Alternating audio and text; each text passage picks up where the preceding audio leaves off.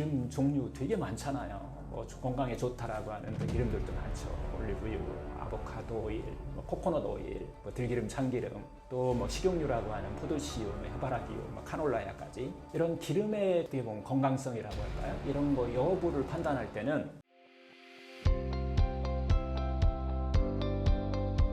요리할 때 사용하면 안 되는 기름은 어떤 것이 있나요?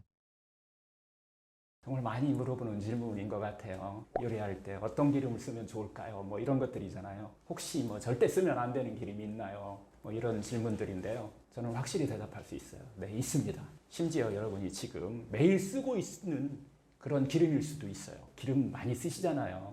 튀기고 볶고 지지고 뭐 심지어 막 생으로도 어떤 분들은 막 먹더라고요. 그런데요, 기름은 그냥 칼로리로만 해석할 수가 없어요. 기름 자체가 우리 몸에 세포막을 만들고 또 호르몬의 원료가 되고 또 우리 몸의 염증 반응에 직접 영향을 주는 어떻게 보면 핵심 영양소입니다. 그래서 어떤 기름을 쓰느냐에 따라서 세포가 튼튼해지기도 하고 정말 약해지기도 하고요. 또 염증이 막 생기기도 하고 없어지기도 하고 또 피부가 탱탱해지기도 하고 노화가 막 빨라지기도 합니다.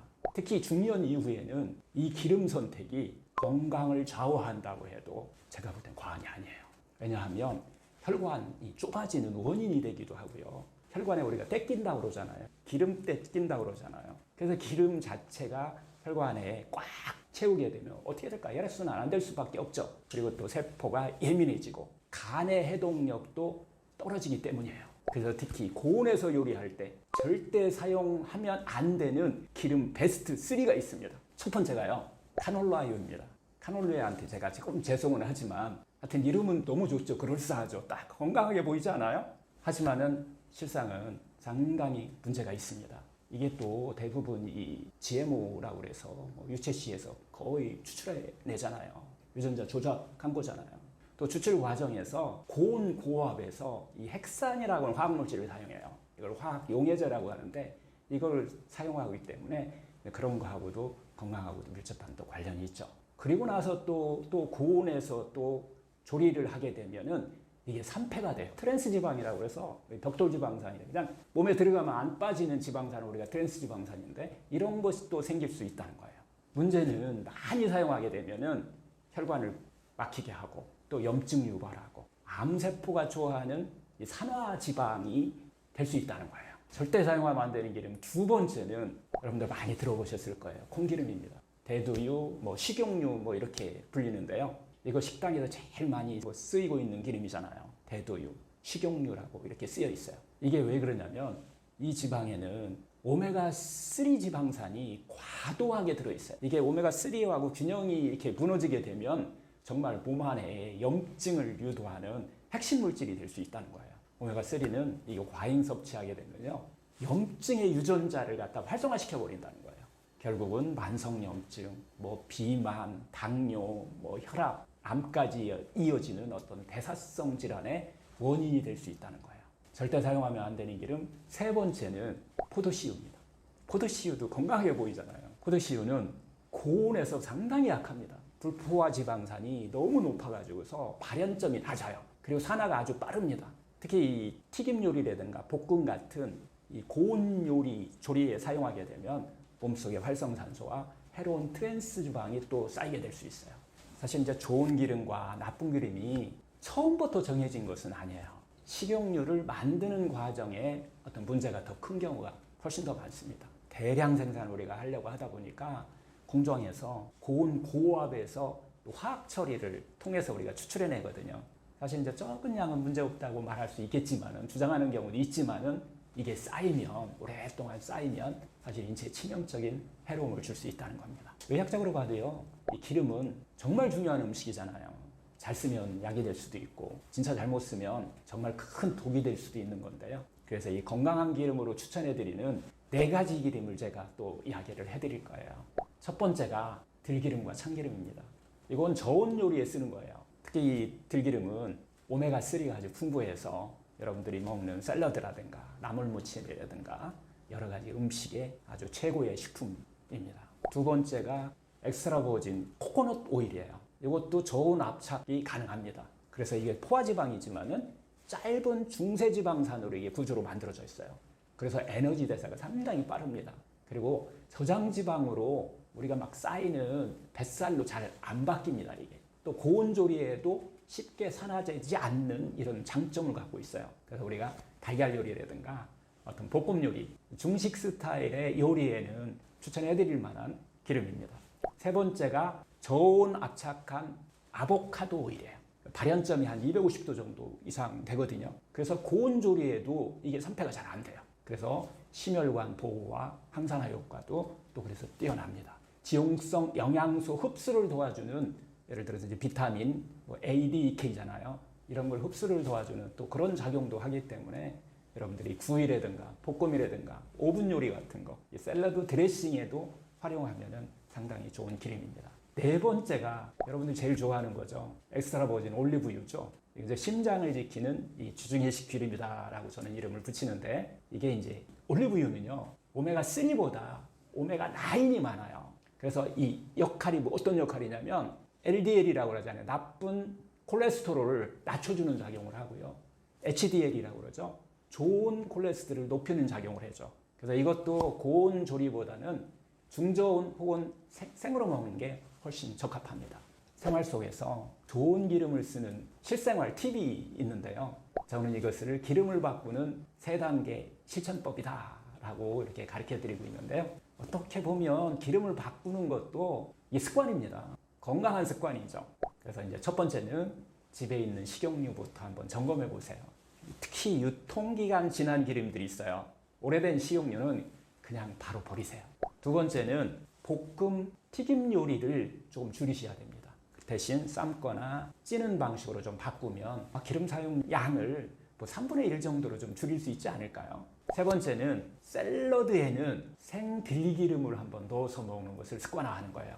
이 생들기름으로 바꾸면 오메가3 풍부하잖아요. 밸런스를 유지해주면서 염증도 상당히 좀 저하시키는 이런 작용을 합니다. 기름은요 단순한 조미료가 아닙니다. 내 세포를 만들고 내 혈관을 이렇게 흘러다니는 거예요. 내 몸을 지키는 또 가장 기본적인 원료가 된다는 것입니다. 화학, 정제된 어떤 식용유보다는 자연에서 스스로 짜낸 이런 기름을 선택하는 것이 아마 건강을 지키는 가장 또 좋은 방법이 아닐까 싶습니다. 이 영상 한번 보시고 우리 집 기름부터 한번 바꿔야겠다라고 생각 드셨다면 여러분은 이미 건강한 변화가 시작된 겁니다. 잘못된 기름을 섭취했을 때 몸이 보내는 신호가 있나요?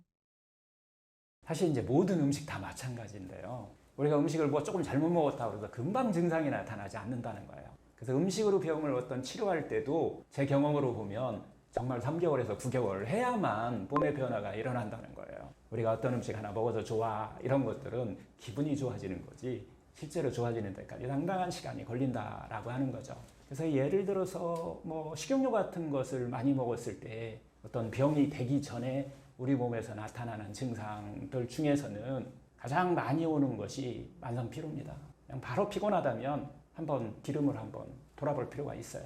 그래서 이 만성피로가 계속되다 보면 결국은 흐름이 안 좋아진다는 거잖아요. 그래서 나타나는 것이 손발이 차가움이에요. 아랫배가 차가워지고 이런 증상이 나타나면 내가 안 좋은 기름 먹는지 한번 되돌아볼 필요가 있다는 거예요. 이게 가장 중요하고 그 다음에 오는 병들이 당뇨, 고혈압, 비만이죠. 특히 비만인데요. 우리가 고지혈증이라고 하는데 이것을 4대 대사성 질환이라고 하잖아요. 이런 질병이 있으면 이게 혹시 내가 먹는 물론 탄수화물, 지방 다 단백질까지 다 중요하지만 특히 지방을 한번 유심히 쳐다볼 필요가 있습니다.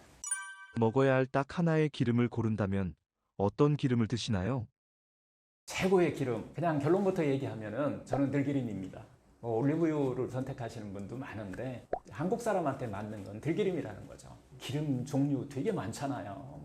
건강에 좋다라고 하는 기름들도 많죠. 올리브유, 아보카도 오일, 코코넛 오일, 들기름, 참기름, 또 식용유라고 하는 포도씨유, 해바라기유, 카놀라야까지 이런 기름의 어떻게 보면 건강성이라고 할까요? 이런 거 여부를 판단할 때는 어떻게 보면 어떤 기름이냐도 중요하지만은 짜는 방식이죠. 어떻게 만들었느냐가 훨씬 더 중요해요. 특히 이 들기름, 참기름 같이 이 전통적인 어떤 저온, 저압 방식에서 이렇게 짜는 것이 건강에 훨씬 유리합니다. 코코기름이라든가 카놀라유 같이 이런 기름들은 대체적으로 고온 고압에서 짤 수밖에 없어요. 그래서 화학 용매를 사용하죠. 그래서 대량으로 추출하기 때문에 이것을 우리가 공장에서 만들어내는 기름이다라고 얘기할 수도 있어요. 기름의 그 영양성과 안정성에서 이 결정적인 차이를 만드는 것이 어떻게 만드느냐예요. 어떻게 추출해내냐고 하는 것인데요. 어떤 것이 더 자연스럽고 좋은 기름일까요? 뭐 당연한 거 아니에요. 자연스럽게 짜낸 기름인 어떤 들기름, 참기름이 가장 좋은 기름이 될 수밖에 없다는 거죠. 거의 매일 기름 쓰잖아요. 볶고 지지고 뭐 부치고 묻히고 기름 없이 밥상에 안 차려지는 경우가 거의 없는 것 같아요. 그런데 상당히 많은 분들이 모르시는 게 있는 것 같아요. 어떤 기름을 쓰느냐에 따라서 기름 하나가 우리 건강을 결정짓는 중요한 요소가 될 수 있다는 것인데 이걸 우리가 간과하고 사는 것 같아요. 그래서 이 기름은 단순한 조미료가 아니라 호르몬, 세포막, 면역력, 염증 반응까지 아주 직접적인 연결이 돼 있다는 거예요. 그래서 저는 이 기름은 몸속에서 가장 강력한 약이 될 수도 있고 독이 될 수도 있다라고 반복해서 이야기합니다. 그래서 몸에 좋은 기름을 선택하려면 두 가지 핵심 기준을 가지고 볼 필요가 있어요. 첫 번째 기준은 오메가 3, 오메가 6 이렇게 얘기하는 이거 지방산 종류거든요. 그래서 이거의 어떤 밸런스와 조화입니다. 기름은 크게 오메가 3, 오메가 6, 오메가 9 이런 지방산으로 이렇게 분류해요. 그래서 오메가 3는 항염작용과 혈관을 보호하는 작용을 합니다. 오메가 6는 이게 무조건 나쁘다고 생각하는데 사실은 이 지방산은 상당히 중요해요. 세포막의 원료가 돼요. 그런데 문제는 이게 과잉 섭취할 때에 염증을 유발할 수 있다는 겁니다. 오메가 9는 심혈관 보호에 좋기 때문에 우리가 올리브유 좋다라고 한 얘기를 그렇게 많이 하는 겁니다. 결국 좋은 기름이 되려면 영양소의 균형이 맞아야 한다. 이것이 바로 제가 추천하는 들기름입니다. 그런데 이제 한국인의 식단을 보면 정말 오메가 6가 과잉이에요. 들기름을 제외한 나머지 기름들은 모두 다 오메가 6가 추가되거든요. 그걸 가지고서 각종 식용유, 튀김, 가공식품까지 주로 오메가 6 지방산을 이용합니다. 넘쳐나는 거죠. 그래서 이제 몸에 좋은 기름 두 번째 기준은 이제 만드는 거예요. 전통적인 저온 압착이냐 아니면 고온 고압으로 화학 추출이냐라고 하는 것의 차이 때문입니다. 이 전통적인 고온 압착으로 짜내는 기름은 몇 가지가 있어요. 가능한 게 있어요. 들기름, 참기름 다 가능하죠. 그 다음에 올리브유도 가능합니다. 이게 우리가 이름이 있어요. 엑스트라 버진이라고 이렇게 쓰여 있는 것만 저온 저압에서 추출해낸 겁니다. 그리고 코코넛 오일 가능합니다. 이것도 마찬가지로 엑스트라 버진. 아보카도 오일도 마찬가지입니다. 엑스트라 버진이라고 다 저온 합착으로 가능합니다. 이외에 대부분 식용유들은 기름들은 뭐 현미유, 포도씨유, 카놀라유 같은 이런 기름들은 고온 고압으로 화학 추출 방식으로 짜낸다라고 하는 것입니다. 이 기준을 가지고서 좋은 기름을 선택하시면은 자기한테 건강한 이런 기름으로 아마 스스로 선택할 수 있습니다. 이 중에서 가장 제가 중요하다라고 얘기하는 한 가지 추천할 때 들기름이다라고 얘기했는데요. 들기름은 당연히 전통적인 저온 압착으로 짜내는 기름이면서요. 오메가 3가요. 보통 55에서 한 65%가 오메가 3로 구성되어 있어요. 그리고 또 오메가 그러면 6가 없느냐? 6도 있어요. 15에서 20% 정도는 또 오메가 6가 들어있다는 거예요. 그리고 또 거기에 오메가 9이 들어있어요. 우리가 올레산이라고 하는데 올리브유에는 많거든요, 이게. 그것도 10에서 15% 들어가 있다는 거예요. 또 기타 이제 포화지방산이 5% 정도 전후인데 이 또 포화지방산 이 원료 자체도 우리 몸 안에서 지용성 비타민의 흡수와 에너지원으로 그게 우리가 사용되고 있다는 거예요. 버릴 게 하나도 없어요.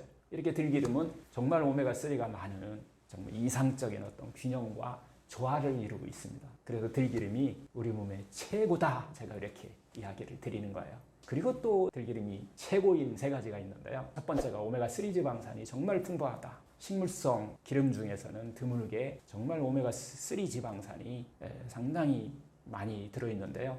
이 오메가3 지방산이 결국 혈관을 깨끗하게 하는 작용도 시켜주고 염증을 좀 줄여주는 이게 바로 오메가3의 주인공이 바로 들기름이다라고 하는 거고요. 두 번째는 정말 항염작용이 제대로 탁월합니다. 들기름은 결국 그래서 우리가 암이라든가 심장병, 당뇨, 아토피 모든 염증성 질환에 도움을 줄 수 있다는 거예요. 특히 뇌세포 보호에 아주 탁월해가지고서 중년 이후에 치매 예방에도 도움이 된다는 이런 연구 결과들이 상당히 많이 있습니다. 세 번째는 사실은 이제 우리하고 맞는 거라는 거예요. 우리 토종 우리가 식생활과 제일 잘 맞는다. 수천 년 동안 우리가 들기름으로 뭐 나물도 무치고 밥을 비비기도 하고 뭐 이렇게 약으로도 어떻게 보면 사용했는데요. 사실 이 들기름은요, 우리나라 외에는 없어요. 그래서 결국 외국 기름도 좋지만 우리는 맞는, 오랫동안 딱 맞는 이런 기름이 따로 있다는 거죠. 영양학적으로 정말 오메가3 지방산이 이 풍부한 이 들기름하고 오메가6 지방산이 풍부한 이 참기름을 생활 속에서 함께 섞어서 드신다면 균형과 조화가 딱 맞잖아요. 기름으로서는 해를 끼치지 않고 건강을 만드는 이 두 기름의 조화가 상당히 중요합니다. 그런데요, 어떻게 먹느냐도 중요해요. 어떻게 먹어야 효과적일까요? 들기름을요, 첫째는 가열하지 말고 생으로 먹는 겁니다. 들기름은요, 상당히 발연점이 낮아가지고서 볶거나 튀기면 산화돼 버립니다. 그래서 우리가 무침이라든가 비빔, 생채소 같은 거, 생나물, 된장국 마지막에 살짝 넣는 이 섭취법을 우리가 선택하셔야 돼요. 둘째는 한두 스푼이라고 하는데 작은 술로 한두 스푼이면 아주 충분합니다. 많이 먹는다고 무조건 좋은 게 아니에요. 과하면은 우리가 칼로리 과잉이 되고 산패 위험이 또 높아집니다. 셋째는 상당히 많은 분들이 착각하는 경우가 있는 것 같아요. 참기름과 섞지 말고 따로 먹는 게 중요해요. 두 기름은요, 성질이 달라서 섞으면 보관 시에 산패를 부추깁니다. 그래서 섞으면 참기름도 함께 산패가 빨라져요. 결국 이 들기름은 제가 가장 건강에 추천하는 기름이지만 산패가 쉽게 되는 아주 민감한 기름이라고 하는 이 약점을 갖고 있어요. 보관이 정말 중요합니다. 반드시 냉장 보관하셔야 돼요. 특히 여름엔 반드시 냉장 보관하셔야 됩니다. 그리고 또 작은 병으로 나눠서 이렇게 사용하셔라. 공기 접촉을 최소한으로 줄이는 게 중요하다는 겁니다. 그리고 또 하나 가장 중요한 직사광선 금지입니다. 빛에 노출되면 바로 산패가 시작됩니다. 그리고 또 좋은 들기름이 고르는 팁이 있는데요. 이 생들기름이라고 다 이렇게 우리가 써 있기도 하고 하지만 일단 냉압착인지 한번 꼭 확인해 주실 필요가 있어요. 그리고 저온에서 착유했는지 이 문구가 다 쓰여 있으니까. 그리고 제조일 반드시 확인하시고 3개월 이내 소비를 권장합니다. 현재 상태에서 결국 몸에 좋은 최고의 기름 딱 하나, 그 질문에 대한 저의 답은 항상 들기름이다 라고 이렇게 말씀드렸는데요. 여러분도 오늘 저녁 식사부터 한번 이 서양식 기름 대신에 들기름 한 방울 쌀기 샐러드에 이렇게 한번 또 같이 섞어서 실천하면 어떨까 싶습니다. 바로 이 기름 하나만 바꿔도 건강은 바뀌기 시작한다는 거예요. 기름은 약은 아닙니다. 하지만 장기적으로 이렇게 습관들이면 건강은 분명히 변화가 일어납니다. 몸에 좋은 들기름, 참기름 어떻게 보관해야 할까요? 정말 중요한 질문입니다. 좋은 기름이라고 비싼 돈 내고 내가 샀는데 만약에 보관을 잘못해가지고서 건강을 또 망치는 경우가 많습니다. 어떻게 보관하느냐가 어떻게 보면 약이 되기도 하고 독이 되기도 하는데요. 특히 들기름, 참기름은 아마 더더욱 심합니다. 그게. 들기름, 참기름은 결국 조미료가 아니라 중요한 음식물이다 이렇게 생각을 해야 돼요. 음식은 자연이 준 그대로 신선할 때 먹어야 이게 바로 약이 되는 거예요. 들기름이나 참기름은요, 좀 한 스푼만 넣어도 진짜 고소한 향이 확 피잖아요. 이게 살아나는 우리 전통 기름이잖아요. 그런데 이 기름들은 사실 굉장히 민감합니다. 특히 들기름은 오메가3 지방산이 정말 풍부하잖아요. 산패가 아주 빠릅니다. 산패가 뭐냐면 기름이요, 산소하고 빛, 열에 의해서 변질되는 현상이에요. 쉽게 말해서 썩는다는 겁니다. 쉽게 잘 썩는다는 거예요. 그런 기름을 계속 드시게 되면은 피에 정말 탁해지고 독소가 생길 수밖에 없잖아요. 그래서 결국 몸중에 염증이 유발되고 간에 부담을 주고 세포를 손상시키고 이게 심하면 암 유발까지 가능하다는 연구들이 지금 수없이 나오고 있는 거예요. 그래서 특히 들기름은 보관 방법이 정말 중요합니다. 약이 될 수도 독이 될 수도 있다고 했는데요. 의학적으로 볼 때도 들기름은 좋은 지방산의 보물 창고이지만은 저장을 잘못하면은 가장 나쁜 기름이 될 수 있다는 거죠. 특히 들기름에는 이 오메가3 지방산이 상당히 풍부해요. 다른 여러 가지 기름보다 이 오메가3 지방산이 가장 많이 들어있는 것 중에 하나입니다. 그래서 결국 오메가3 지방산이 항산화 작용과 혈관 건강, 또 뇌기능에도 아주 좋다는 것은 이미 다 지식적으로 알고 있는 거잖아요. 그런데 이 들기름을요, 상온에서 방치하면요, 2, 3주 만에 그냥 산패되면 시작됩니다. 산패가 시작돼요. 한 달을 넘기면은 이 맛도 좀 변하고요, 냄새도 좀 탁해지면서 당연히 몸에도 해로워지겠죠. 그래서 우리는 제가 항상 이렇게 말합니다.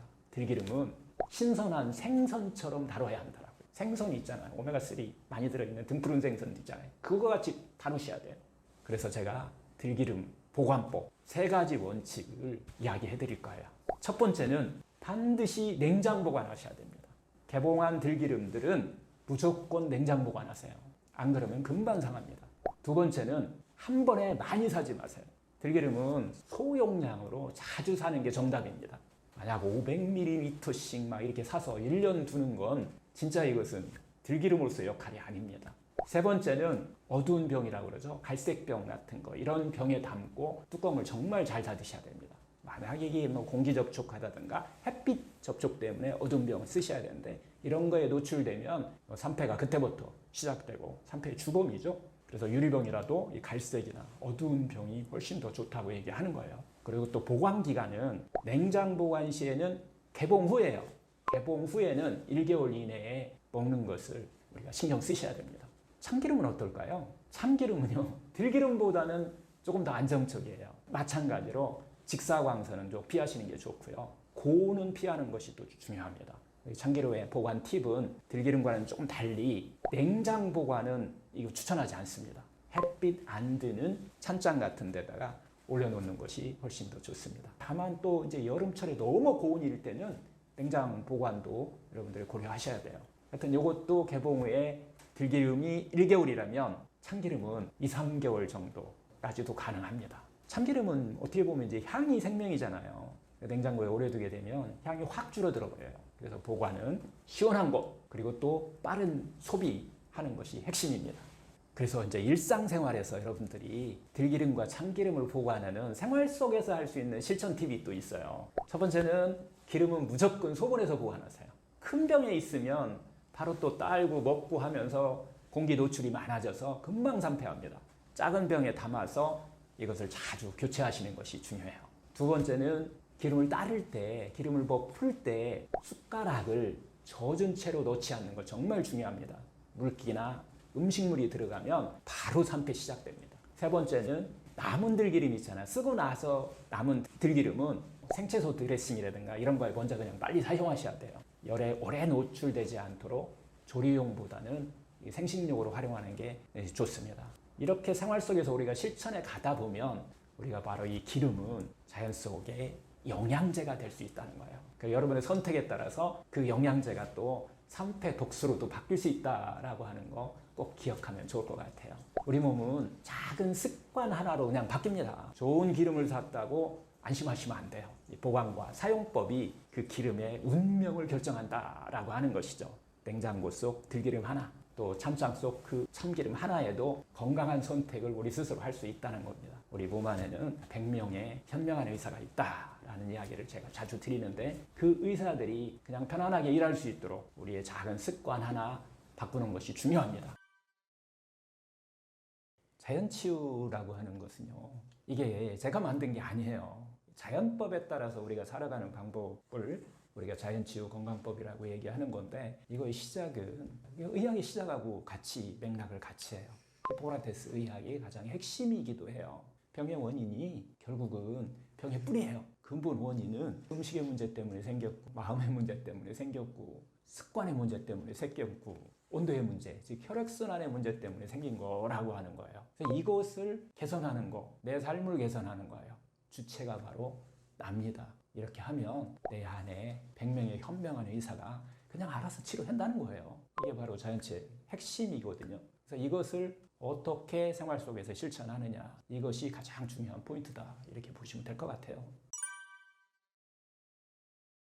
이 서양의학의 시작이 히포크라테스 의학이 마인드, 바디, 스피릿의 우리 몸으로 구성되어 있다라고 하는 것부터 시작하는 거예요. 그런데 여러분들 바디에 대해서는 현대의학이 너무 많이 다루고 있기 때문에 여러분들도 알 거예요. 세포예요. 세포의 하나의 구조를 얘기하는 거예요. 물론 구조가 병들면 우리 몸에 상당히 통증도 오고 여러 가지 고통과 괴로움을 만들어내요. 하지만 마인드와 스피릿의 문제는 더 큰 문제를 일으켜요. 그래서 집안 구조하고 사회 구조나 같은 걸로 우리가 맥락을 한번 여러분들이 한번 이해하면 쉬울 건데요. 바디는요, 그냥 구조예요, 구조. 집에서도 구조가 있잖아요. 엄마가 있고 아빠가 있고 또 애들이 있고, 이게 하나의 그냥 구조인 거예요. 이렇게 되면 이것만 갖고 우리가 행복하게 살 수는 없잖아요. 그럼 마인드는 뭐냐? 구조에서 흐름이에요, 흐름. 어떤 흐름이 기운이죠, 기운. 이게 좋아야 돼요. 서로 조화롭게 이루어져야지. 구조는 잘 됐는데 계속 싸우고 있어. 그러면 우리 몸이 망가지듯이 이 사회 구조도 마찬가지로 이렇게 회사도 마찬가지죠. 구조는 아주 잘 돼 있어요. 그런데 마인드, 이 흐름이 안 좋은 곳들이 있어요. 이게 바로 마인드와 어떻게 우리가 비교해보면 이런 개념으로 한번 이해하시면 되고요. 마지막에 이 스프릿이에요. 제가 제일 주장하는 것은 특히 암 환자 같은 경우는 이 스프릿이 치료되지 않으면 유전자가 안 바뀌어요. 이 스프릿은 뭐냐면 구조도 괜찮아야 돼요. 그 다음에 흐름도 괜찮아야 돼요. 구조와 흐름이 괜찮으면은 내 안에서 기쁨이 나와요. 행복이 나오게 되어 있어요. 그 기쁨과 행복이 쌓여서 신명난 삶을 살 수 있는 거예요. 이 신명나게 사는 거, 이게 바로 스프릿이에요. 그래서 계속 제가 이 심리 쪽으로 얘기할 때, 마음 쪽으로 얘기할 때 그런 얘기를 하는 거예요. 여러분들 바깥에서 너무 신명나는 것 찾으려고 뭐 하는 것도 괜찮지만은 내적에서 흘러나오는 기쁨과 행복이 계속 안에서 흘러나와서 신명난 삶을 살 수 있는 그런 힘을 가지고서 그냥 사시면 병 그냥 치료된다는 거예요. 이 신명난 삶을 살게 되면은 병은 자동적으로 자연적으로 치유된다라고 하는 게 이 자연법의 자연치유 건강법의 가장 핵심이기도 한 것이죠. 세포가 문제가 있다는 것은 현대의학이 진단하면 금방 나와요. 검사하면 다 나오잖아요. 검사를 통해서 우리가 어떻게 보면 유전자 검사, 뭐 여러 가지 검사를 하잖아요. 거기에서 돌연변이가 일어났다, 어떤 문제가 생겼다라고 하면은 혈액 검사로도 볼 수 있고 여러 가지 유전자 검사로도 볼 수 있는 것이 구조의 문제이기도 하고요. 마인드의 문제는 눈에 보이지 않기 때문에 사실 상당히 오랫동안 의료로부터 좀 배제됐었어요. 1700년 동안 의학적으로 다루는 게 조금 어려워했다는 거예요. 1700년에 이르러서 비로소 그때부터 문헌에도 나타나게 되고 네 가지 원인을 얘기를 해요. 1700년부터 2000년까지 한 300년, 400년에 걸쳐서 밝혀낸 내용이에요. 이것을 이제 종양심리학이라고 얘기를 하거든요. 그래서 그 학문에서 밝혀낸 건데 첫 번째 원인 중에 하나가 마음이 망가지는 원인이에요. 우리가 그런 삶을 살았다는 건데 첫 번째, 늘 거칠애를 하는 그런 경향으로 우리가 살았다는 거예요. 두 번째, 자기를 늘 변호하려고 하는 그런 경향을 가지고서 우리가 삶을 산다는 거예요. 세 번째, 부정적인 감정에 쉽게 빠진 거예요. 불안이라든가 분노라든가 이런 감정에 쉽게 빠지는 그런 삶을 우리가 살고 있다는 거예요. 네 번째, 이렇게 우리가 긴장된 삶을 살고 있으면서도 자기 스스로 릴렉스할 수 있는 능력이 부족해졌다는 거예요. 이걸 우리가 분출구를 상실했다 이렇게 이야기를 하는데요. 이렇게 이런 자기 자신한테 우리가 상냥하게 살아야 되는데 자기 자신한테 상냥하게 사는 게 아니라 타인에게 상냥하는 방법으로 우리가 교육받고 또 그런 삶을 살았다는 거예요. 이게 바로 마음의 문제를 유발하는 원인이 됐다라고 하는 것이 종양심리학에서 이야기하는 이게 암의 원인이 됐다고 얘기하는 거예요. 이런 기전을 가지고서 그러면 신명난 삶을 못 산 거예요. 그래서 다시 치료 기전은 반대예요. 자기한테 상냥하게 삶의 궁극적인 목적이 본성이 행복이다. 우리의 삶은 행복하기 위해서 우리가 사는 거잖아요. 그러면 우리는 행복하게 살면 돼요. 이게 바로 치료의 기전이에요. 마음 치유의 기. 이렇게 살다 보니까 세상이 다 신명나게 돼 있어요. 신명나게 살게 되면은 아예 유전자까지 바뀌어버리더라는 거예요. 이걸 본 거예요. 이 학문이 종양심리학이고요. 후성유전학이에요. 이런 학문적인 뒷받침이 돼가지고서 이게 제가 하는 이야기지만은 유럽의 병원에서 일반적으로 사용하는 방법이에요. 치료법이에요. 종양심리학, 현대의학적인 표준의료 치료 이런 치료가 같이 어우러져서 치료하고 있다는 거예요. 일본도 그렇고 미국도 그렇고 병원에서 하는 방법이에요. 이 치료하는 기전이 원인은 좀 전에 얘기했듯이 자기도 모르게 생로병 이 병을 만드는 그런 생활 습관 속에서 우리가 살고 있더라. 이게 기전이고요. 치료 기전은 기쁘고 행복하게 살면은 사라지더라라고 하는 것이 이게 반복적으로 우리가 기쁘고 행복하게 사는 방법을 갖고 살았더니 암 환자들이 반복적으로 좋아지는 현상이 나타난 거예요. 그래서 이게 의학으로 된 거예요. 원인과 해결 방법이 의학적으로 증명이 되고 이게 이제 자연치유 건강법이라고 하는 또 다른 학문이 이제 시작된다 이렇게 보시면 될 것 같아요. 이거에 대한 연구가 상당히 많이 일어나요. 의료적으로 많이 연구가 일어나는데요. 1900년대 초일 거예요. 마티세크라고 하는 분이 이 암 환자를 대상으로 해서 연구한 재밌는 연구가 하나 있어요. 현대의학만 치료한 사람, 말기암, 유방암 말기암을 가진 사람을 100명을 실험을 해요. 연구를 하는데 그 연구에서 말기암을 가진 사람이에요. 표준 생명 평균 기준이 12개월이에요. 그래서 이분들을 대상으로 해갖고서 현대의학만, 즉 표준의학만 치료하신 분들, 그 다음에 이렇게 다른 나름대로의 자연치유 건강법이라는 이런 방법을 하신 분들의 어떤 평균 수명에 어떤 변화가 일어나는지를 확인했어요. 그리고 또 아무것도 안 하신 분들, 이런 분들에 대한 연구가 이루어지는데요. 첫 번째로 아무것도 안 하신 분들은 정말 12개월에서 평균이 안쪽이에요. 12개월 안에 고통과 괴로움을 호소하면서 돌아가시더라라고 하는 것이었고요. 그 다음에 이제 현대의학적인 항암 방사선 수술로 정말 병원에 그냥 올인해서 치료하신 분들이 있어요. 그런 분들은 평균 수명이 한 2, 3개월이 드러나요. 15개월 정도까지 드러난다라고 하는 이런 연구 결과를 내게 되고요. 그 다음에 대신 이랬을 때는 삶의 질은 많이 떨어집니다. 병원 안에서 투병을 해야 돼요. 이제 세 번째는 나 이거 싫어. 아무것도 나 싫어. 대신 나는 자연치유만 할 거야. 마음으로 하는 그 당시 사용했던 방법이 뭐 인지행동이라든가 뭐 이미지요법이라든가 이런 요법들, 그 다음에 뭐 명상이라든가 이런 것을 사용해서 하신 분들이 18개월까지 삶이 늘어나요. 집중적으로 하신 분들이. 그러면서 삶의 질은 많이 올라갑니다. 하지만 현대의학적인 표준의료와 항암 방사선 수술과 뒤에 이야기한 어떤 이런 건강법들을 자기 스스로 이런 개선하는 자연치유 건강법들을 사용하신 분은 22개월까지 올라가요. 그렇게 하면서 평균 수명이 올라간 게 중요한 게 아니라 삶의 질이 쑥 올라가는 거예요. 환자인지 아닌지 모른다는 거예요. 이런 연구 결과가 이제 1900년대 초에 일어나서 이게 기초가 돼요. 이 연구가 기초가 돼서 그 다음에 좀 전에 이야기했듯이 종양심리 마음 테라피라고 하는 이런 학문들이 이제 급속도로 발전을 하게 되는 거예요. 그렇게 하면서 학문의 변화도 일어나고 치유의 변화도 이렇게 함께 같이 일어난다. 이렇게 보시면 될 것 같아요. 이렇게 우리가 이제 종양심리학이라고 하는 새로운 학문이 만들어진 계기가 됐고요. 여기에 이 학문의 핵심은 뭐냐면 그런데도 불구하고 어떤 사람은 낫고 어떤 사람은 안 낫더라. 이 차이가 도대체 뭐냐라고 하는 연구가 1981년도에 종양방사선과 의사인 칼 사이먼튼이라고 하는 분한테 이 의문점이 생긴 거예요. 그래서 이거에 대한 해결책을 이제 찾아나가요. 이게 1981년도예요. 이게 호주 정신의학회에 이제 발표가 되면서 세계인들한테 모든 의사들한테 충격을 주는 새로운 방법이 나오게 됐는데요. 거기에 답을 써요. 원인은요. 여러분들이 암에 걸린 후에 어떤 마음을 가지고 있느냐가 그 결정을 내린다는 거예요. 여러분들이 만약에 두려움이나 절망감이나 불안이나 분노, 외로움, 우울, 부정적인 감정에 휩싸이면은 이 사람들한테는 암의 성장 속도가 엄청나게 빠르다는 거예요. 이런 것들을 잘 다루는 사람들한테는 암의 성장 속도가 느려지면서 말기암에 걸려도 살아올 수 있는 그런 변화가 일어나더라라고 하는 거예요. 그래서 결론은 여러분들 마음이 어떻게 관리를 하느냐가 암의 성장과 전이 여러분들의 생과 사를 구별한다. 이렇게 보셔도 될 것 같아요. 제가 이제 이건 계속 인터뷰를 일주일에 한 번씩 인터뷰를 지금 하고 있어요. 암 환자들이 뭐 현대의학 치료하는 것도 이 자연치유법에 벗어나지 않아요. 바디를 치료하는 거니까 바디는 바디대로 치료하시고 그렇게 하고 나서 어떻게 보면 암에 뿌리가 뽑힌 건 아니에요. 암이 새로운 재발할 수도 있고 전이 달 수 있고 이런 분들이 이 자연치유 건강법을 이제 같이 하게 되는데요.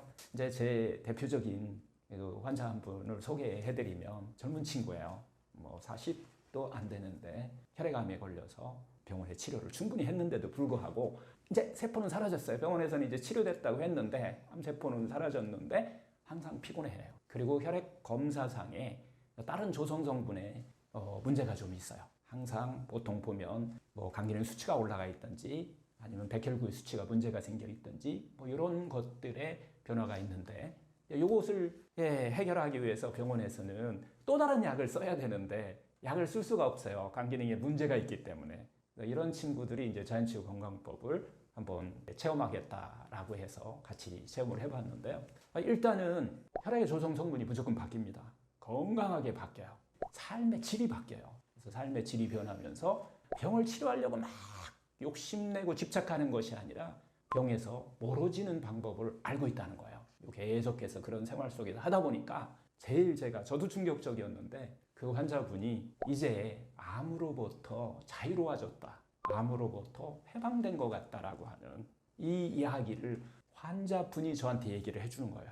왜냐하면 그것은 본인만 알 수 있어요. 의사가 알 수가 없어요. 이런 것들의 변화를 서로 느끼고 나서 검사 한번 해보세요 했더니 혈액 조성성분이 너무 좋은 거예요. 그리고 이미 몸은 다 변화가 일어났어요. 그전에는 잠도 못 잤고 했는데 잠도 잘 자고 맨날 피곤하고 지쳐 있었는데 다 사라졌어요. 피로한 것이. 그리고 그분의 가장 핵심적인 것은 부었어요. 자꾸 몸이 여기저기 막 붓기도 하지만 하체 쪽에 특별히 많이 붓고 손발이 차가워지고 아랫배가 차갑고 하는 증상은 병이라고 생각하지 않고 생활을 했던 거예요. 그러니까 맨날 만성피로로 시달렸는데 이 증상이 다 사라지는 거예요.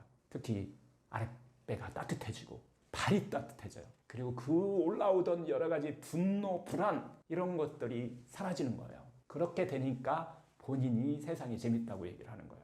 세상 사는 게 이제 재밌다. 과거에는 우울하고 외롭고 이 병 때문에 그렇다고 생각을 해가면서 이렇게 삶을 살았는데 피곤한 건 당연하다라고 생각을 하고 살았는데 이런 증상들이 다 사라지니까 삶이 신명난다고 얘기하는 거예요. 신명이 났잖아요. 어디서 봤어요?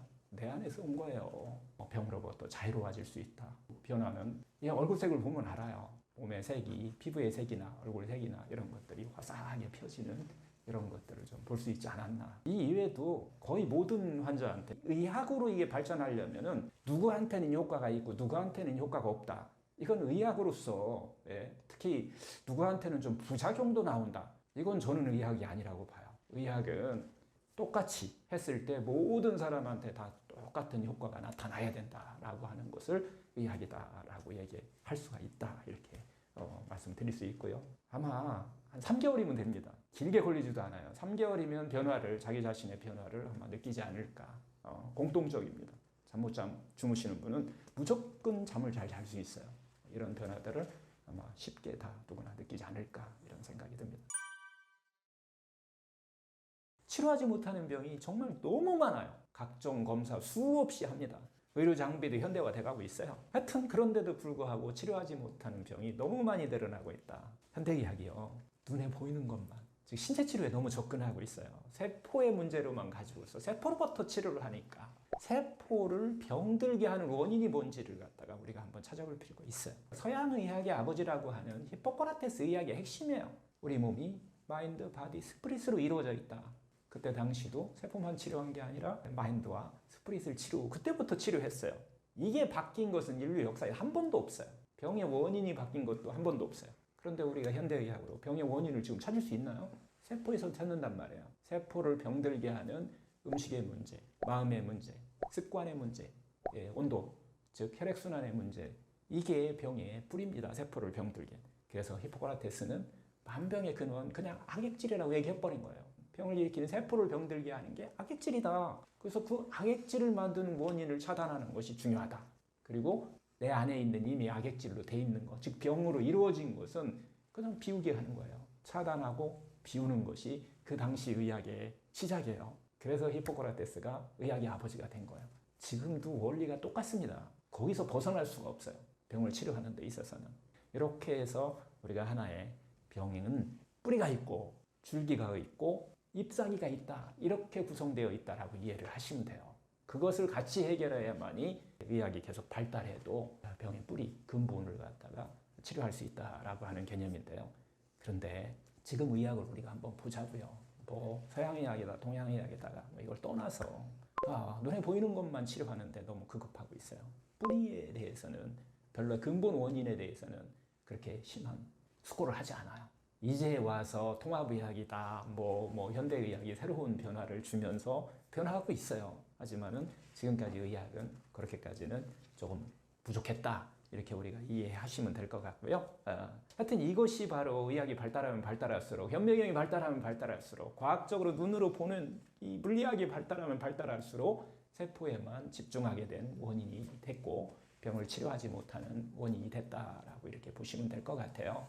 다시 한번 정리하지만은 병을 일으키는 물질이 우리 안에 뭐 탁한 혈액이라고도 하고 뭐 악액질이라고도 표현하는 것이 이 네 가지 문제에서 문제가 왔다라고 하는 것은 다시 한번 또 말씀드리지만 이건 인류 역사 생긴 이후로 자연의학을 떠나서 현대의학, 동양의학을 떠나서 똑같이 공통점으로 이건 이야기했던 거예요. 음식의 문제, 마음의 문제, 습관의 문제, 여러분들 혈액순환, 온도의 문제, 이런 원인이 가장 근본적인 문제다라고 하는 것이죠.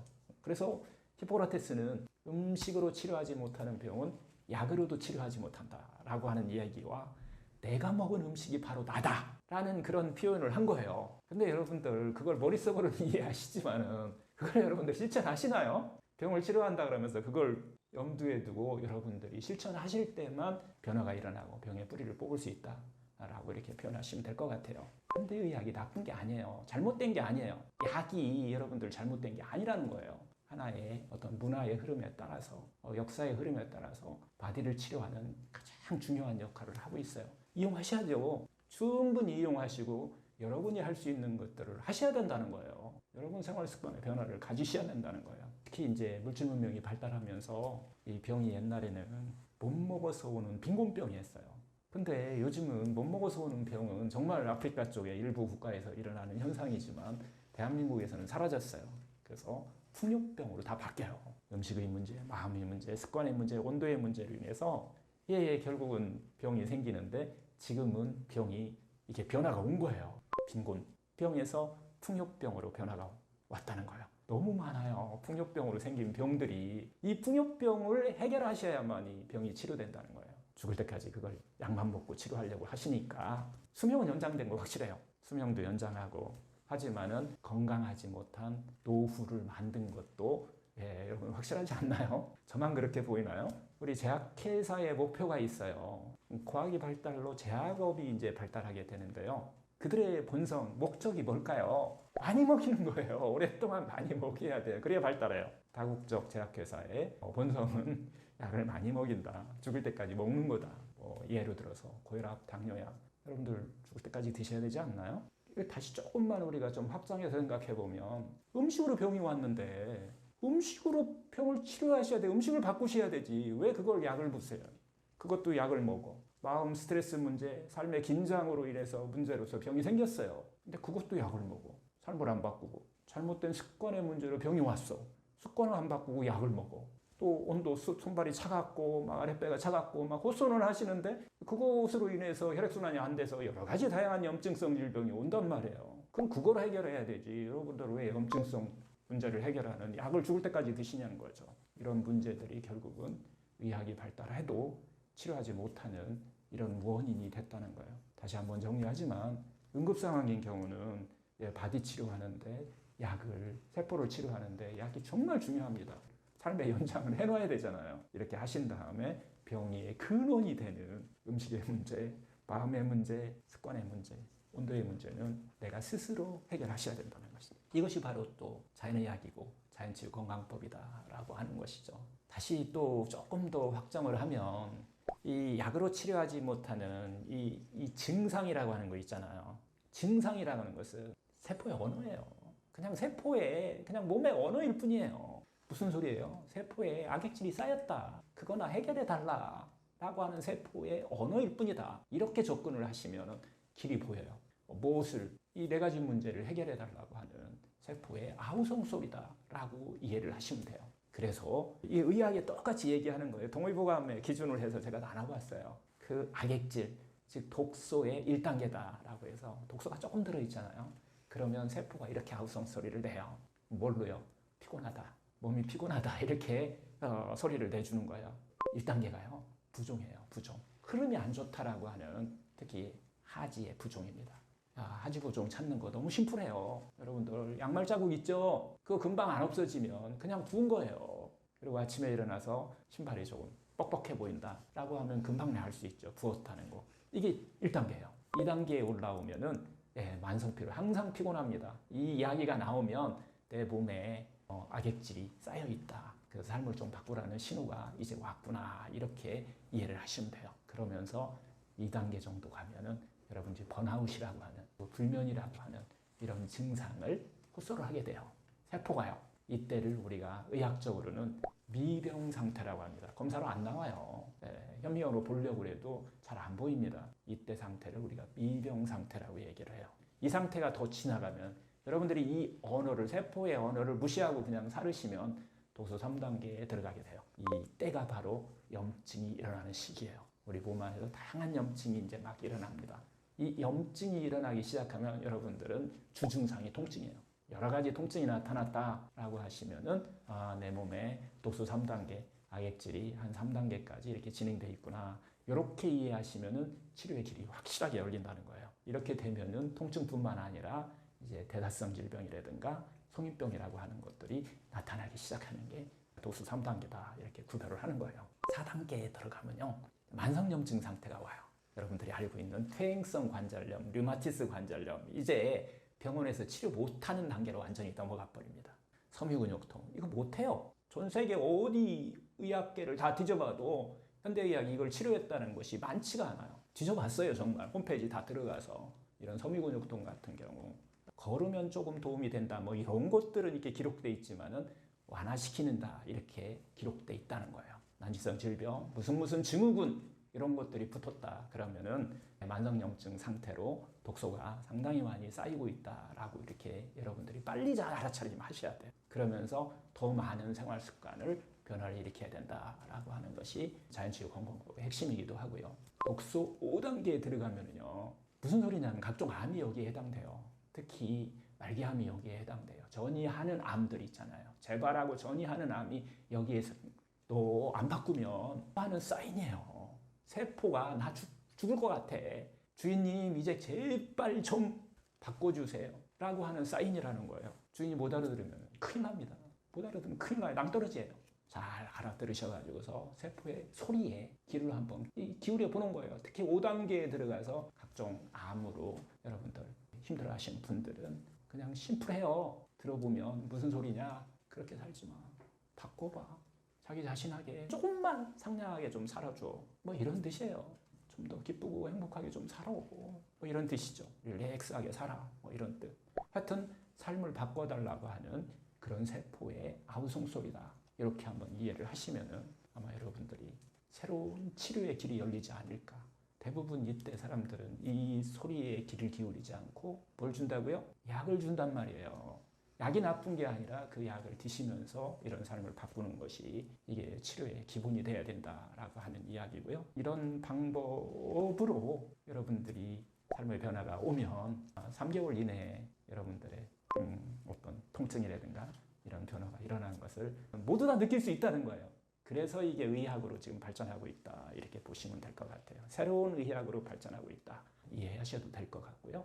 이 프로그램을 통해서 여러분들 이 방법을 저하고 같이 자연치유 건강법이라고 하는 이 방법을 계속해서 이해하시고 습득하는, 체험하시는 이런 현장으로 좀 삼았으면 좋겠습니다. 우리가 이제 병을 만드는 것을 독이라고 그랬잖아요. 독소다 이렇게 표현했어요. 그런데 이게 이제 그 히포크라테스가 이야기한 만병의 근원은 악액질이다라고 하는 거하고 이게 맥락을 같이 해요. 지금 우리가 독소라고 표현하는 거하고 하여튼 히포크라테스는 만병의 근원은 악액질이다라고 하고 악액질을 4가지 형태로 분류를 해요. 4가지 형태로 우리 몸 안에 존재한다라고 해서 여기서 이제 사체질론이 나와요. 그 혈액과 점액과 황당직, 흑당직 이렇게 표현해서 요거의 존재에 의해서 우리 병이 달라진다라고 하는 것으로 이렇게 의학의 이론을 펴기 시작하죠. 결국은 이 악액질 때문에 세포가 병들기 시작한다라고 하는 것으로 시작하는 거예요. 이 악액질을 요즘 말로 얘기하면 독소가 된 거예요. 이게 시대에 따라서 이게 좀 다르게 불러요. 동서양이. 동양의학에서는 이것을 과거에는 담음이라고 그랬어요. 몸 안에 뭔가 흘러다니는데 병을 일으키는 물질이 흘러다니는데 이게 담음이다라는 표현을 쓰기도 했고요. 또 어혈이다 이렇게 표현하기도 했어요. 나쁜 탁한 혈액이 우리 몸 안에 흘러다니면서 병을 유발한다라는 것을 이렇게 표현을 했는데요. 하여튼 서양의학에서 상당히 오랜 기간 악액질이라는 말로 표현하다가 근래에 와서 동사형이 똑같아요. 다 그냥 독소다 이렇게 표현을 하는 것을 의학적인 용어로 이렇게 사용하기도 하는데요. 병의 근본적인 근원은 바로 이 악액질, 독소라고 하는 것은 인류 역사가 생긴 이후로 바뀐 적이 없어요. 그래서 다시 한번 또 정리하면은 첫 번째가 음식 때문에 이 독소가 생기는 것을 의학에서는 음식상 이렇게 표현한 거예요. 이건 동의보감에 그대로 그렇게 표현되어 있어요. 음식 때문에 생긴 병은 음식상, 마음 때문에 생긴 병은 칠정상, 습관 때문에 생긴 병, 너무 과로하는 습관 때문에 생긴 병은 노곤상, 마지막에 네 번째 온도 때문에 생긴 병은 기혈순환 장애, 이렇게 딱 표현이 돼 있다는 거잖아요. 특히 암 환자 같은 경우는 체온 1도 때문에 죽고 살고 한다고 하잖아요. 이런 원리에 의해서 기틀이 세워진 거예요. 의학의 기틀이 세워졌다라고 해도 과언이 아닐 것 같아요. 세포를 병들게 하는 어떤 근본 원인이 독소다, 악액질이다라고 하는 건데요. 다시 한번 또 정리하지만 그 악액질을 만드는 것이 근본적인 병의 원인이라는 거예요. 우리의 생활 습관이죠. 음식의 문제, 마음의 문제, 습관의 문제, 온도의 문제, 즉 혈액순환의 문제, 이런 것들을 기본적으로 우리가 다루는 거, 이게 바로 병을 일으키는 어떤 근본적인 문제이고, 그거에 의해서 생성된 것이 독이다, 독소다 라고 해서 병을 만드는 근원이 이 독소가 된 거예요. 우리가 이제 지금까지 쭉 만병의 근원은 악액질, 즉 독소이다라는 이야기를 계속해서 반복적으로 이야기를 하는데요. 하여튼 이게 음식으로 만들어졌건 마음으로 만들어졌건 습관으로 만들어졌건 아니면 혈액순환이 안 돼서 온도의 문제에 의해서 만들어졌건 간에 세포에 병을 만드는 그 독소는 우리 몸 안에서 네 가지 형태로 존재합니다. 그 첫 번째가 물에 녹아서 들어있는 것이 있어요. 이것을 갖다가 수용성 독소라고 얘기해요. 가장 많이 문제를 일으키는 것이겠죠. 히포크라테스가 사체 핵사를 주장한 거하고 맥락을 좀 같이 한다고 보시면 될 것 같아요. 하여튼 물에 녹는 수용성 독소가 있다. 두 번째는 기름에 녹아 있어요. 지용성 독소예요. 지방이 우리 세포를 상당한 부분에서 세포막을 구성하는데 지방이 사용돼 있잖아요. 그래서 세포막이나 혈관벽이나 뭐 아랫배 있잖아요. 이런 곳에 축적되는 이런 독소를 지용성 독소다 이렇게 표현할 수 있고요. 세 번째는 세포 호흡을 통해서 발생되는 기화성 독소예요. 우리가 활성산소다라고 표현하기도 하고요. 이것은 전신에 다 흘러다녀요.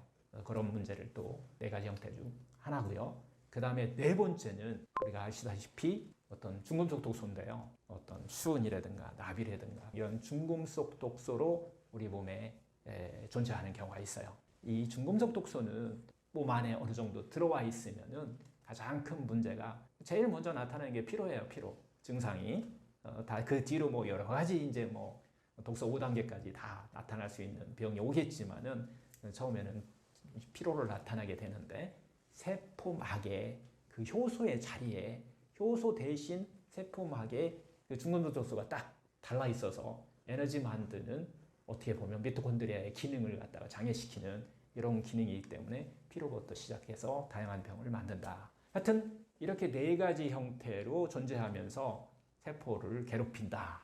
그래서 병을 만든다. 이렇게 보시면 될 것 같아요. 그래서 우리가 다시 한번 정리하면은 독소의 위치에 따라서 네 가지 형태에 어디에 있느냐에 따라서 머리에 있으면 뇌종양중풍 치매가 되는 거고, 간에 있으면 간암, 간염 뭐 이런 것들이 되는 거고, 유방에 있으면 유방암, 또 작은 경부에 있으면 작은 경부암 뭐 이런 식으로 질병이 만들어진다라고 보는 거죠. 이렇게 해서 다시 한번 독소의 그 양에 따라서 분류해 보면 1단계에서 5단계까지다. 이것은 이 기준은 제가 만든 것이 아니고 의학적인 어떤 동양의학에서 특히 동의보감에서 제가 이것을 기준을 둬가지고서 한번 만들어 본 건데요. 독소 1단계, 독소의 형태는 이 네 가지 형태로 있고 그것의 양에 따라서 1단계로 나타나는 증상이 부종하고 어떤 피로감 같은 거다. 좀 과로하면 붓는다. 뭐 이렇게 이런 것들은 순환이 안 되는 거예요. 그때부터 병이 시작된다라고 하시면 될 것 같아요. 독소 2단계로 넘어가면은 수족냉증, 한 발이 차가워지고 아랫배가 차가워지고 그러면서 만성 피로가 나타나는 이런 증상. 그러면은 상당히 피곤하겠죠. 그러면서 번아웃 증상이 나타나고 불면이 나타나고 이런 것들을 우리가 2단계 정도의 문제다라고 보는데, 여기까지 미병이라고 그랬잖아요. 독소가 우리 몸에 쌓인다고 해서 바로 병이 오는 게 아니라 이런 단계를 거치면서 질병이 오더라라고 하는 것을 이렇게 볼 수가 있어요. 한 몇 년 전에 우리나라에 정말 그걸 보고서 이제 이 새로운 의학이 탄생하고 있구나라는 것을 제가 한번 느낀 적이 있는데 여러분들 아세요? 혹시 국가 미병센터가 있어요. 미병의료센터인가요? 지금도 존재하는지는 모르겠어요. 활동을 하는지는 모르겠지만은 몇 년 전에 그렇게 해서 이 미병 상태, 만성 피로라든가 이 번아웃, 불면 같은 걸 다루는 이런 의료기관이 이렇게 만들어진다라고 하는 것을 뉴스에서도 보고 실제적으로 제가 이렇게 직접 한번 경험도 해보고 한 적이 있었는데요. 하여튼 요까지가 우리가 1단계, 2단계를 다루는 것은 의료 이전에 여러분들이 예방의학 차원이나 아니면 여러분 스스로 건강을 지키는 이런 차원으로 접근을 하셔야 된다는 거예요. 검사는 안 나오니까요. 독소 3단계로 들어가면서 이제 혈액 검사나 어떤 검사로 나타나기 시작하는 증상들이 나타난다. 이것을 갖다가 각종 염증성 질환이 나타나요. 통증이라든가 통증이 시작돼요. 그리고 근육통이라든가 섬유에 나타나는 섬유근육통이라든가 이런 것들이 오기 시작하고요. 독소 4단계로 넘어가면은 이제 염증이 오래돼 가지고서 만점염증, 우리가 이것을 대사성 질환이라든가 이런 걸로 우리가 표현하기도 하고요. 퇴행성 증상으로 보면 류마티스 관절염이라든가 섬유근육통이라든가 이런 병으로 유발하는 요인이 되기도 하죠. 독소 5단계에 가서야 각종 암, 유전자까지 독소를 먹어버린 거예요. 그래서 유전자가 변이가 온 거죠. 이런 변화가 일어나는 것을 독소의 형태, 4가지 형태뿐만 아니라 우리 몸 안에서 어떤 변화가 일어나는지 양에 따라서 우리가 좀 볼 수가 있고요. 다시 조금 정리해보면 음식의 문제, 마음의 문제, 습관의 문제, 온도의 문제로 만들어진 이 독소는 몸속에 4가지 형태로 존재한다라는 것이죠. 그리고 독소의 위치에 따라서 양에 따라서 병이 나타나게 된다는 거예요. 이렇게 세포를 병들게 하는 4가지 형태가 있다고 하면은 우리 몸에는 또 스스로 이렇게 빠져나가는 그런 시스템도 갖추고 있어요. 내 안에 100명의 현명한 의사가 있다라고 하는 이런 격언이 독소 스스로 빠져나가게 하는 5가지 길이 있어요. 첫 번째, 수용성 독소는 소변을 통해서 빠져나가요. 그래서 물 많이 드셔야 돼요. 물을 많이 드셔야 건강에 좋다라고 하는 것은 독소의 이런 배출하고도 관계되어 있다라고 보시면 될 것 같아요. 두 번째, 지용성 독소는 대변을 통해서 주로 빠져나가요. 그래서 여러분들이 변비가 있거나 하면은 독소가 빠져나가지 않는 걸로 인해서 여드름도 나고 뽀르지도 나고 그러잖아요. 그래서 이때는 식이섬유를 많이 드셔서 대변이 잘 빠져나갈 수 있도록 물과 식이섬유를 충분히 드신다. 이렇게 대소변을 통해서 독소가 빠져나가는 것뿐만 아니라 여러분들 특히 또 땀을 통해서는 이 끈적끈적하잖아요. 수용성 독소와 지용성 독소가 같이 빠져나가요. 그래서 운동이 중요한 이유이기도 해요. 그 다음에 이제 4번째는 호흡을 통해서 우리가 몸 안에 있는 기화성 독소를 빠져나가는 통로예요. 호흡이 상당히 중요합니다. 5번째는 우리 몸에 심지어요. 손톱, 발톱, 모발 이런 곳까지도 이 중금속 독소가 빠져나가는 통로예요. 내보내는 하나의 길이라는 거죠. 그래서 여러분 모발 검사나 이런 걸 통해서 중금속 검사를 하시는 이 원리도 이런 것들 때문에 우리가 스스로 독소를 해결할 수 있는 어떻게 보면 하나의 기관이라고 봐도 되겠죠? 이런 시스템을 우리가 갖고 있다라고 하는 거예요. 하여튼 우리 몸 전체가 해독기관이다. 우리가 방해만 하지 않으면 내 몸 안에 100명의 현명한 자연치유하는 시스템을 갖고 있다. 100명의 현명한 의사가 있어서 그들이 무엇을 해야 될지 다 알고 있다라고 하는 자연치유 건강법의 가장 기본이 되는 이야기가 여기서 나오게 되는 거죠. 우리는 살면서 좀 탐진치 좀 내려놓으시고 자신에게 좀 상냥하게 사는 것이 병을 치유할 때 이 첫 번째 중요한 요인이다. 첫 번째 길이다. 이렇게 이해를 하시면 좋을 것 같습니다. 음식의 독이 만병의 근원이니요. 우리는 이제 산업화가 일어나면서 대량 생산의 시대에 살고 있잖아요. 먹거리가 너무 많아요. 우리를 유혹하는 가공식품들이 너무 많이 쏟아지고 나오고 있어요. 과거에는 우리가 빈곤병에서 시달렸다면 현재는 대부분 다 풍요병이에요. 풍요병. 이 새로운 형태의 질병이 나타난 지가 오래되지 않았어요.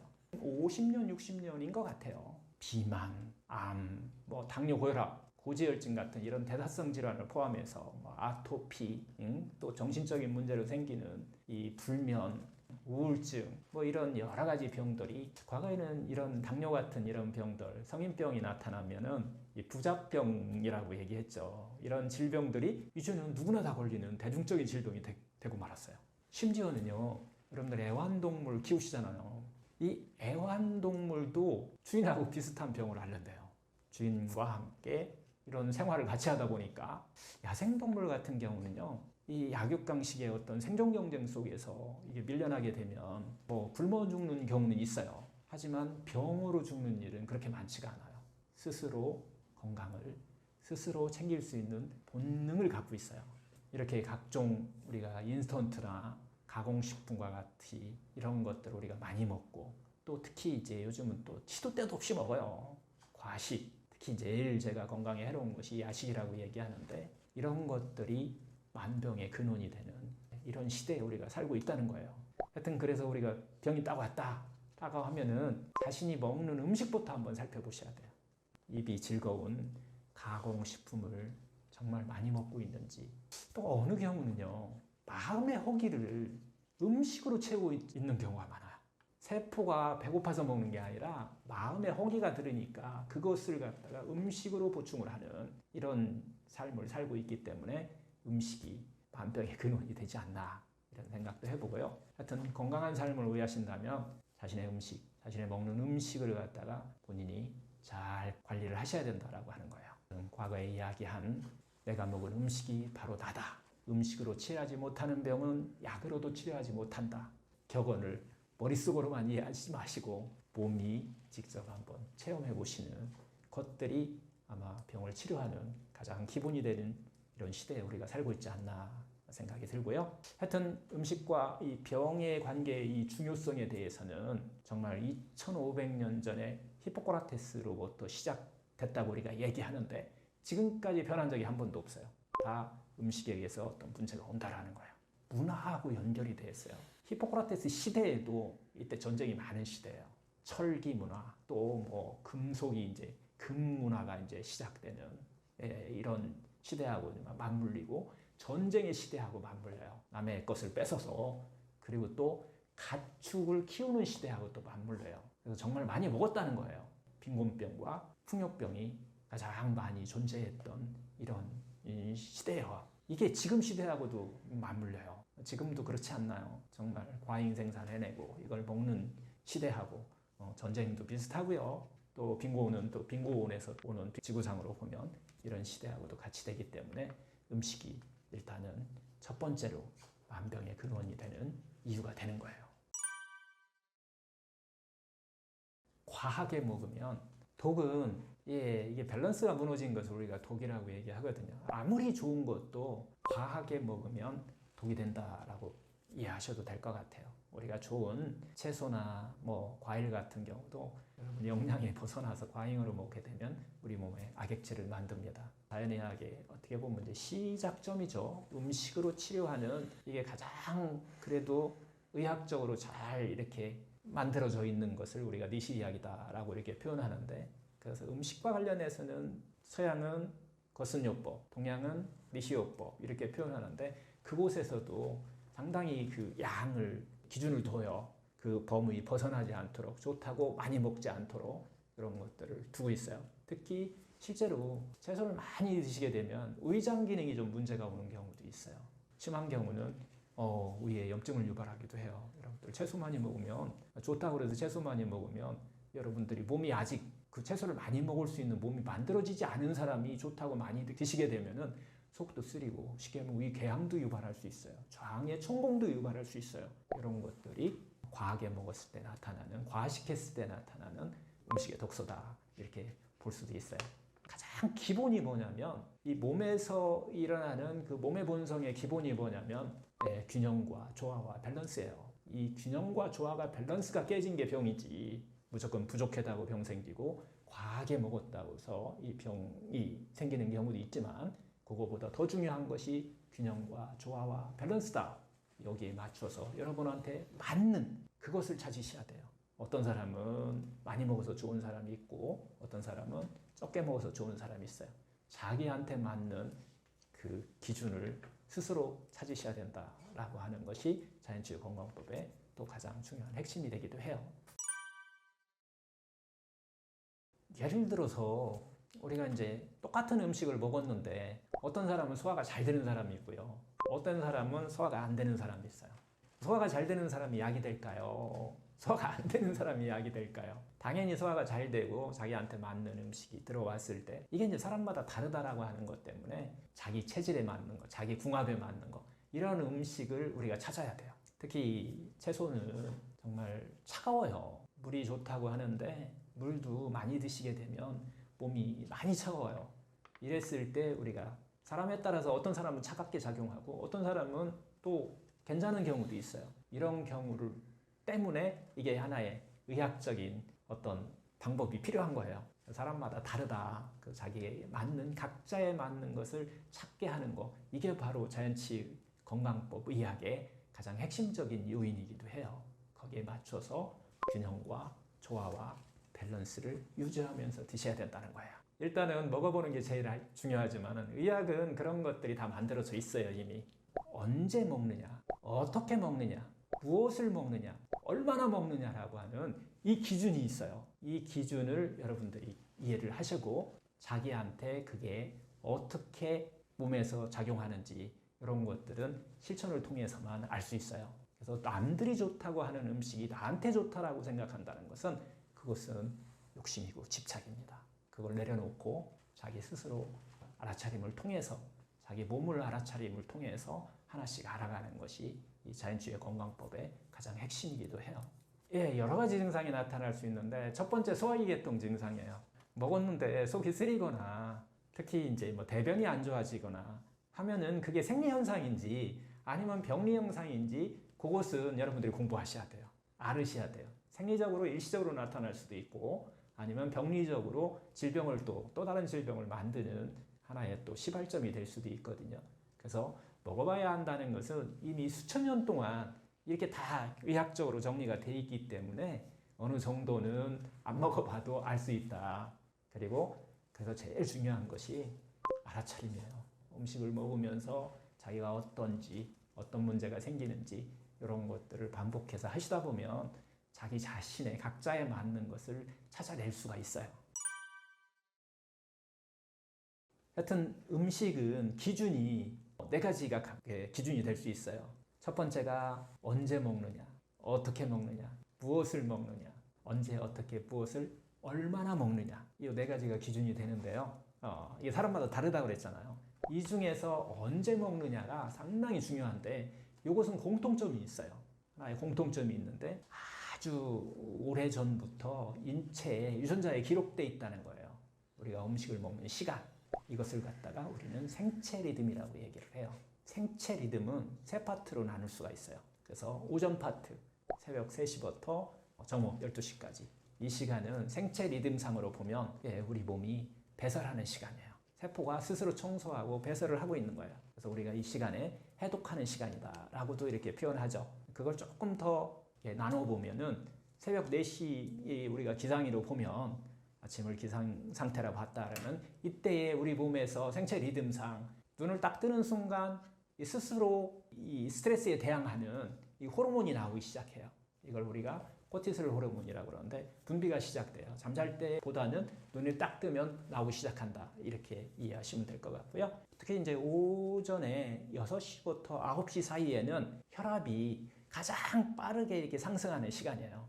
이때에 운동하시거나 뭐 이렇게 무리한 일을 하시게 되면은 심혈관계 갖고 계신 분들은 조금 조심을 하셔야 되는 이 시간이에요. 그래서 보통 새벽에 화장실 가서 우리가 중풍이 왔다, 뭐 혈관이 문제가 생겼다 이런 경우가 생기는 경우가 제일 많은 거예요. 이런 생체 리듬이 있기 때문에 그래요. 그 다음에 이제 오전 9시부터 정오까지 이때가 바로 몸 안에 있는 배설의 시간, 각성의 시간, 우리가 세포가 청소하는 시간이라고 그랬잖아요. 이때가 바로 가장 각성도가 최고조에 이르는 시간이에요. 그래서 중요한 회의나 어떤 것을 결정하기 가장 좋은 시간이기 때문에 회사에서도 이 시간에 회의를 많이 하지 않나라는 생각이 들고요. 이렇게 생체 리듬이 우리 신체 내에서 이루어지고 있다는 거예요. 그 다음에 이제 오전 6시부터 9시가죠. 혈압이 가장 빠르게 올라가고 혈액 응고가 가장 어떻게 보면 잘 일어나는 시간이라고 그랬어요. 근데 이때에 우리가 음식을 드실 때 이때는 뭘 드시면 제일 좋을까요? 생수 그때 그래서 생수 한 잔씩 하는 거예요. 생수를 한 잔 드시게 되면은 우리 몸 안에서 혈액 응고가 조금 그래도 옅어지는 이런 현상을 볼 수가 있죠. 어느 분은 아스피린을 계속해서 드시는 분도 있어요. 그렇게 해서 혈액 응고를 좀 막는다라고 하는 분들도 계신데 하여튼 자연법에 의하면 그때 이거보다 더 좋은 약은 없어요. 생수예요. 새벽에 일어나시면 여러분들 생수 한 잔씩 시작하고 하루 일과를 시작하게 되면은 생체 리듬하고 딱 맞아요. 오전 시간에. 그 다음에 이제 오후 시간으로 들어가면은 오후 12시부터 8시까지를 보통 이제 오후 시간이라고 우리가 얘기하는데 이때가 바로 생체 리듬상 활동의 시간이에요. 음식을 집중적으로 먹는 시간이에요. 음식 먹고 활동하는 시간이라는 거죠. 정오 12시부터 8시까지가 신체 활동이 가장 활발하게 이루어지는 거고 신체와 어떤 먹는 것이 서로 협조하는 이런 최적화되는 이런 시간이다 이렇게 보시면 될 것 같아요. 오후 6시가 넘어가면은 이제 체온이 높아지기 시작하는 시간으로 우리 생체 리듬은 변화가 일어납니다. 그리고 8시까지, 9시까지는 혈압이 또 최고조에 올라요. 그래서 여러분들 저녁 운동도 조금은 혈압이 높으신 분들은 좀 조심하시는 게 좋아요. 간단하게 걷기라든가 이런 걸로 생체 리듬을 맞춰주시는 것이 상당히 중요한 음식뿐만 아니라 시간이 어떤 생체 리듬하고 우리 질병하고 관련되어 있는 것들을 이렇게 볼 수가 있어요. 하여튼 음식에 있어서는 그래서 잠자기 3시간 전까지 음식을 먹는 거예요. 그래서 이제 이렇게까지 하고 12시까지 이렇게 되면은 자연스럽게 18대 6 간헐 단식이 이루어지는 거예요. 우리 몸에서 생체 리듬에 따라서 자연스럽게 청소하고 해독하고 그 다음에 먹고 활동하고 이제 저녁 시간에 들어가는 거예요. 밤 8시에서부터 그 다음날 새벽 4시까지요. 이때는 회복의 시간이에요. 회복하는 시간이에요.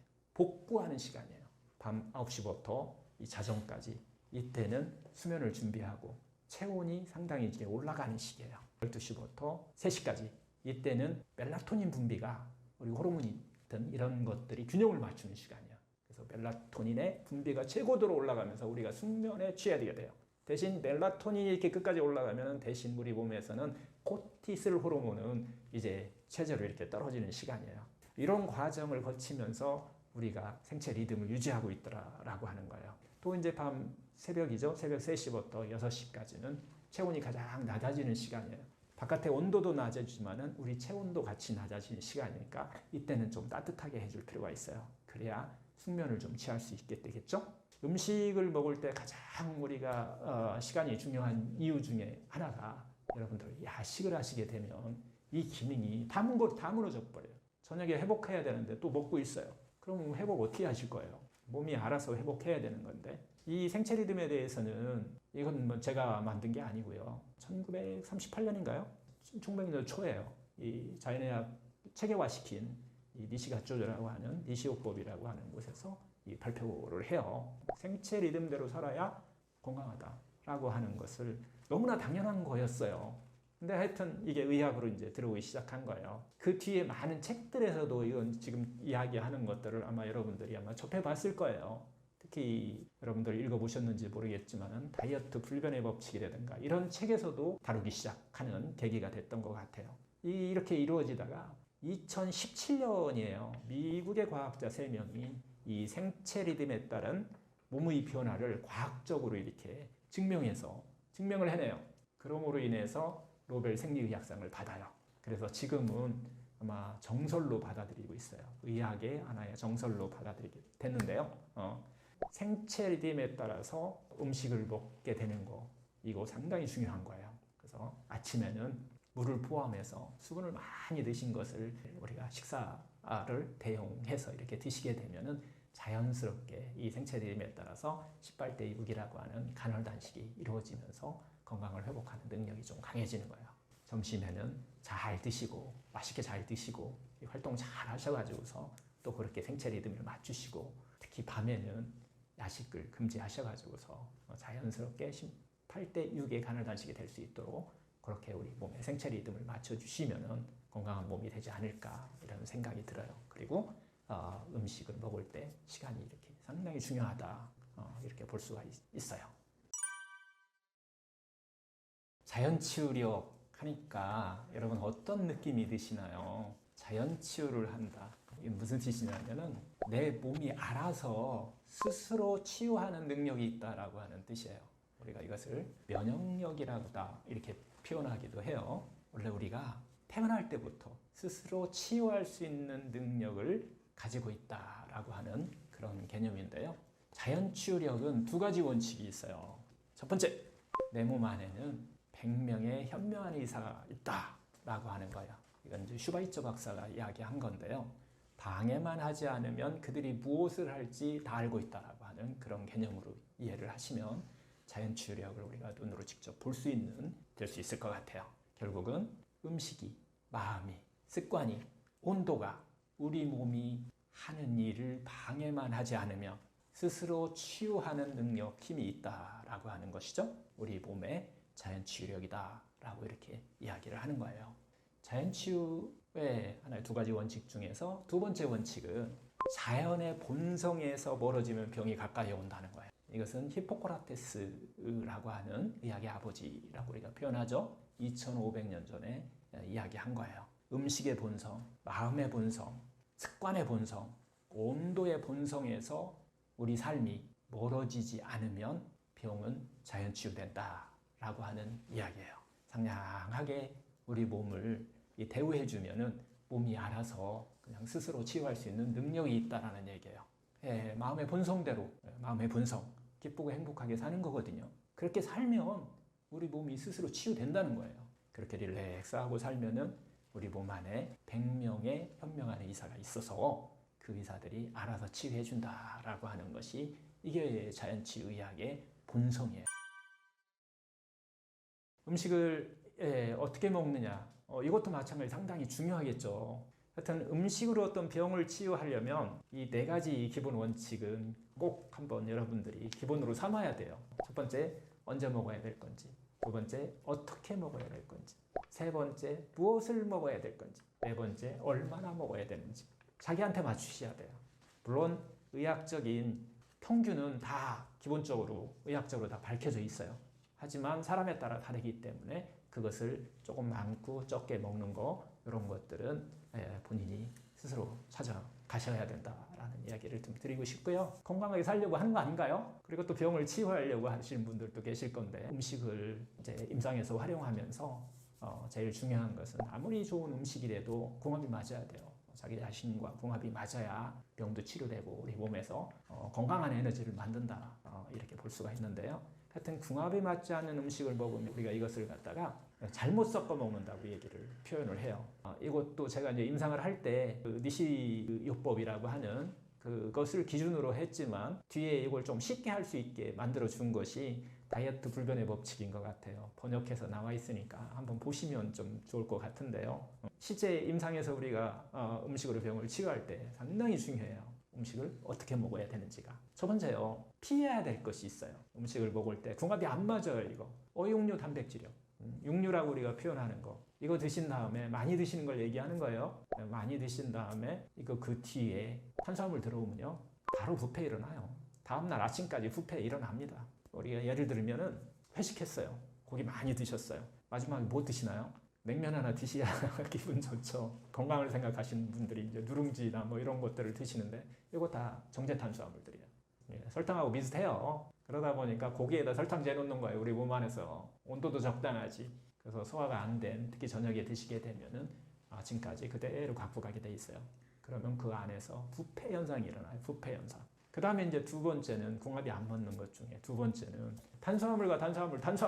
정제 탄수화물이에요. 네, 탄수화물은 두 가지로 분류해야 되는데 하나는 복합 탄수화물, 하나는 정제 탄수화물. 복합 탄수화물은 생채소, 우리가 생과일 이런 것들을 복합 탄수화물이라고 그러고요. 지금 이야기하는 것은 정제 탄수화물을 얘기해요. 가공한 정제 탄수화물. 즉 밥도 가공한 거예요. 익힌 거잖아요. 이렇게 해서 그 다음에 먹은 다음에 여러분들이 빵을 먹어요.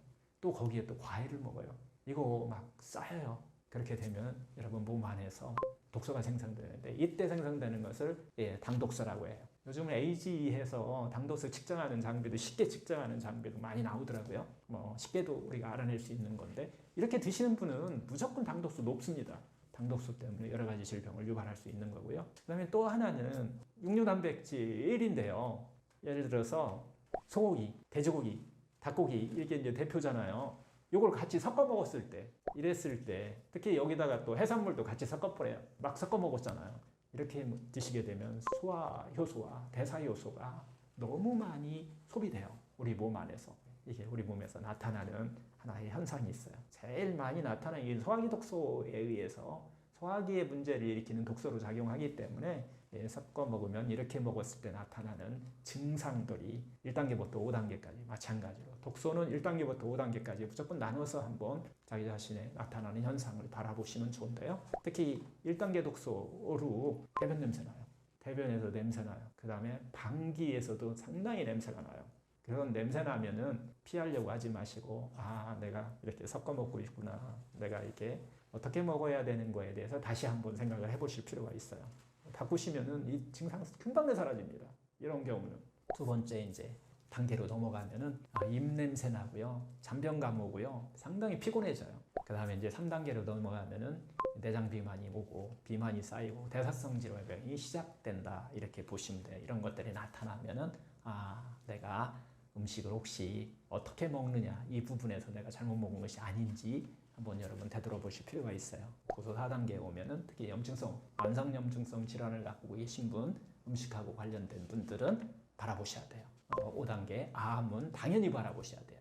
음식에 대해서 조그마한 문제뿐만 아니라 언제, 어떻게, 무엇을 얼마나 먹는지 이 부분에 대해서 조금 더 체계적으로 여러분들이 한번 되돌아보실 필요가 있어요. 세포는 섞어 먹는 것을 되게 싫어해요.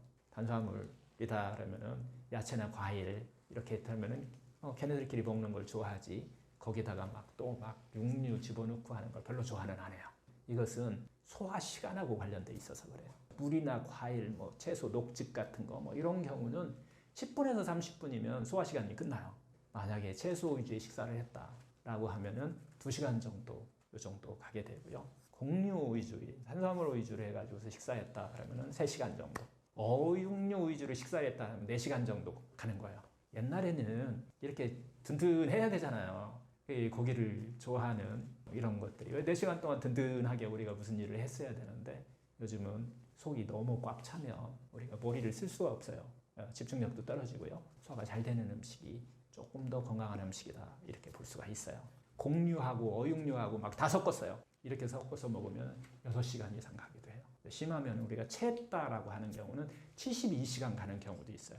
이런 경우는 우리 몸에 정말 많은 음식이 독소를 만드는 문제를 일으키기도 해요. 여러분들이 이 생활 속에서 좀 실천할 때 고기를 많이 먹었다라고 하는 날은 그런 때는 생채소하고 같이 다 그렇게 실천하고 계시겠지만은 생채소와 같이 충분하게 드시고 그 다음에 반드시 탄수화물 좀 피하시라.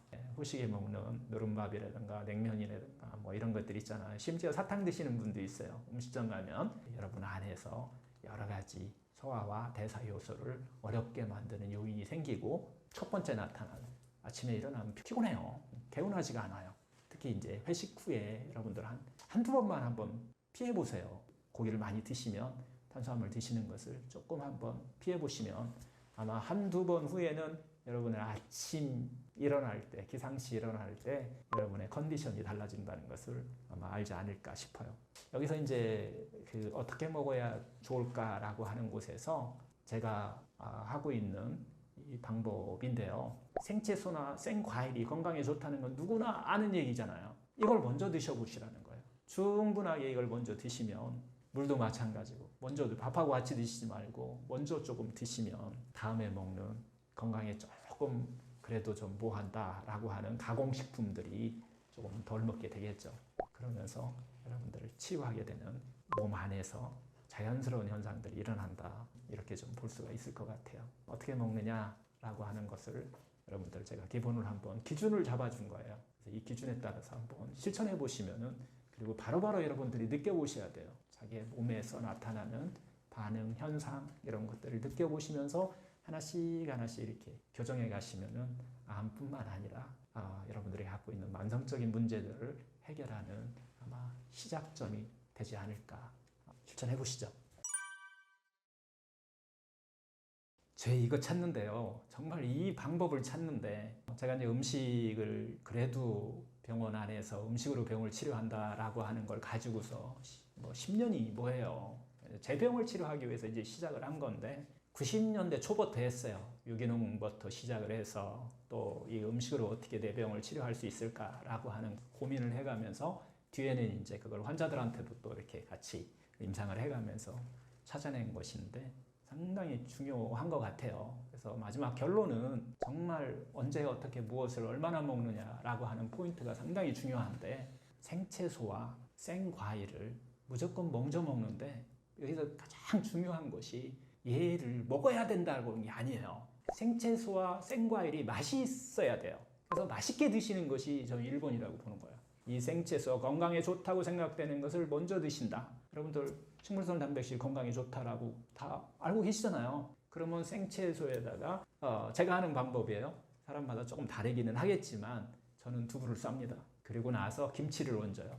김치 뭐 다양한 이 반찬류를 거기다가 먼저 충분히 먹으면 상당히 맛있게 먹을 수 있을 거예요. 아마 이게 우리가 익숙해진 원래 이 식단이에요. 익숙한 식단인데 바쁘다 보니까 막 섞고 막 하면서 그걸 우리가 입이 맛있는 음식으로 바뀌어가지고 진짜 세포가 좋아하는 이런 것들을 충분히 먼저 먹는다라고 하는 게 포인트인 것 같아요.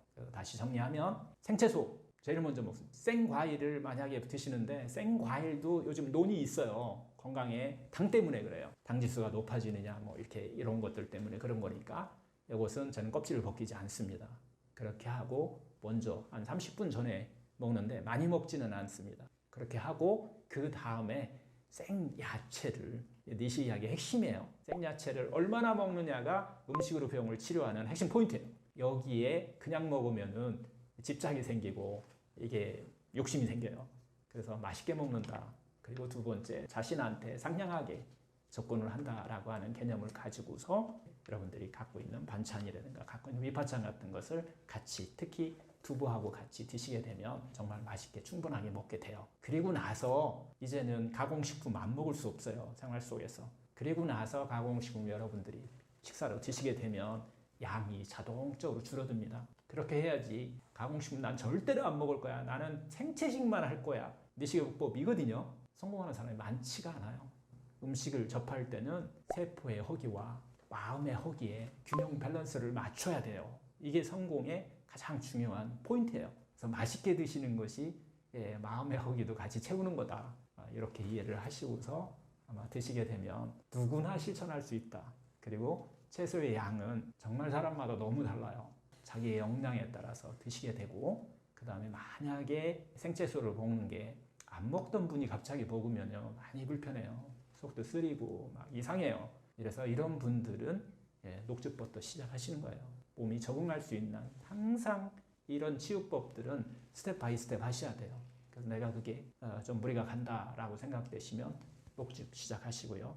이상즙이라고 우리가 표현하는데 녹즙이 적용해서 괜찮아. 그러면은 그 다음에 이상즙, 즉 갈아 먹어보는 거예요. 자기 양을 맞출 수가 있어요.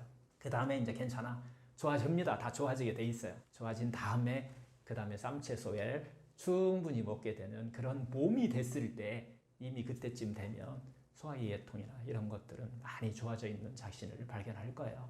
처음부터 무리하게 욕심내지 마시고 특히 음식으로 병을 치료하려고 막 집착하지 않는 이런 마음의 자세가 중요하다는 거예요.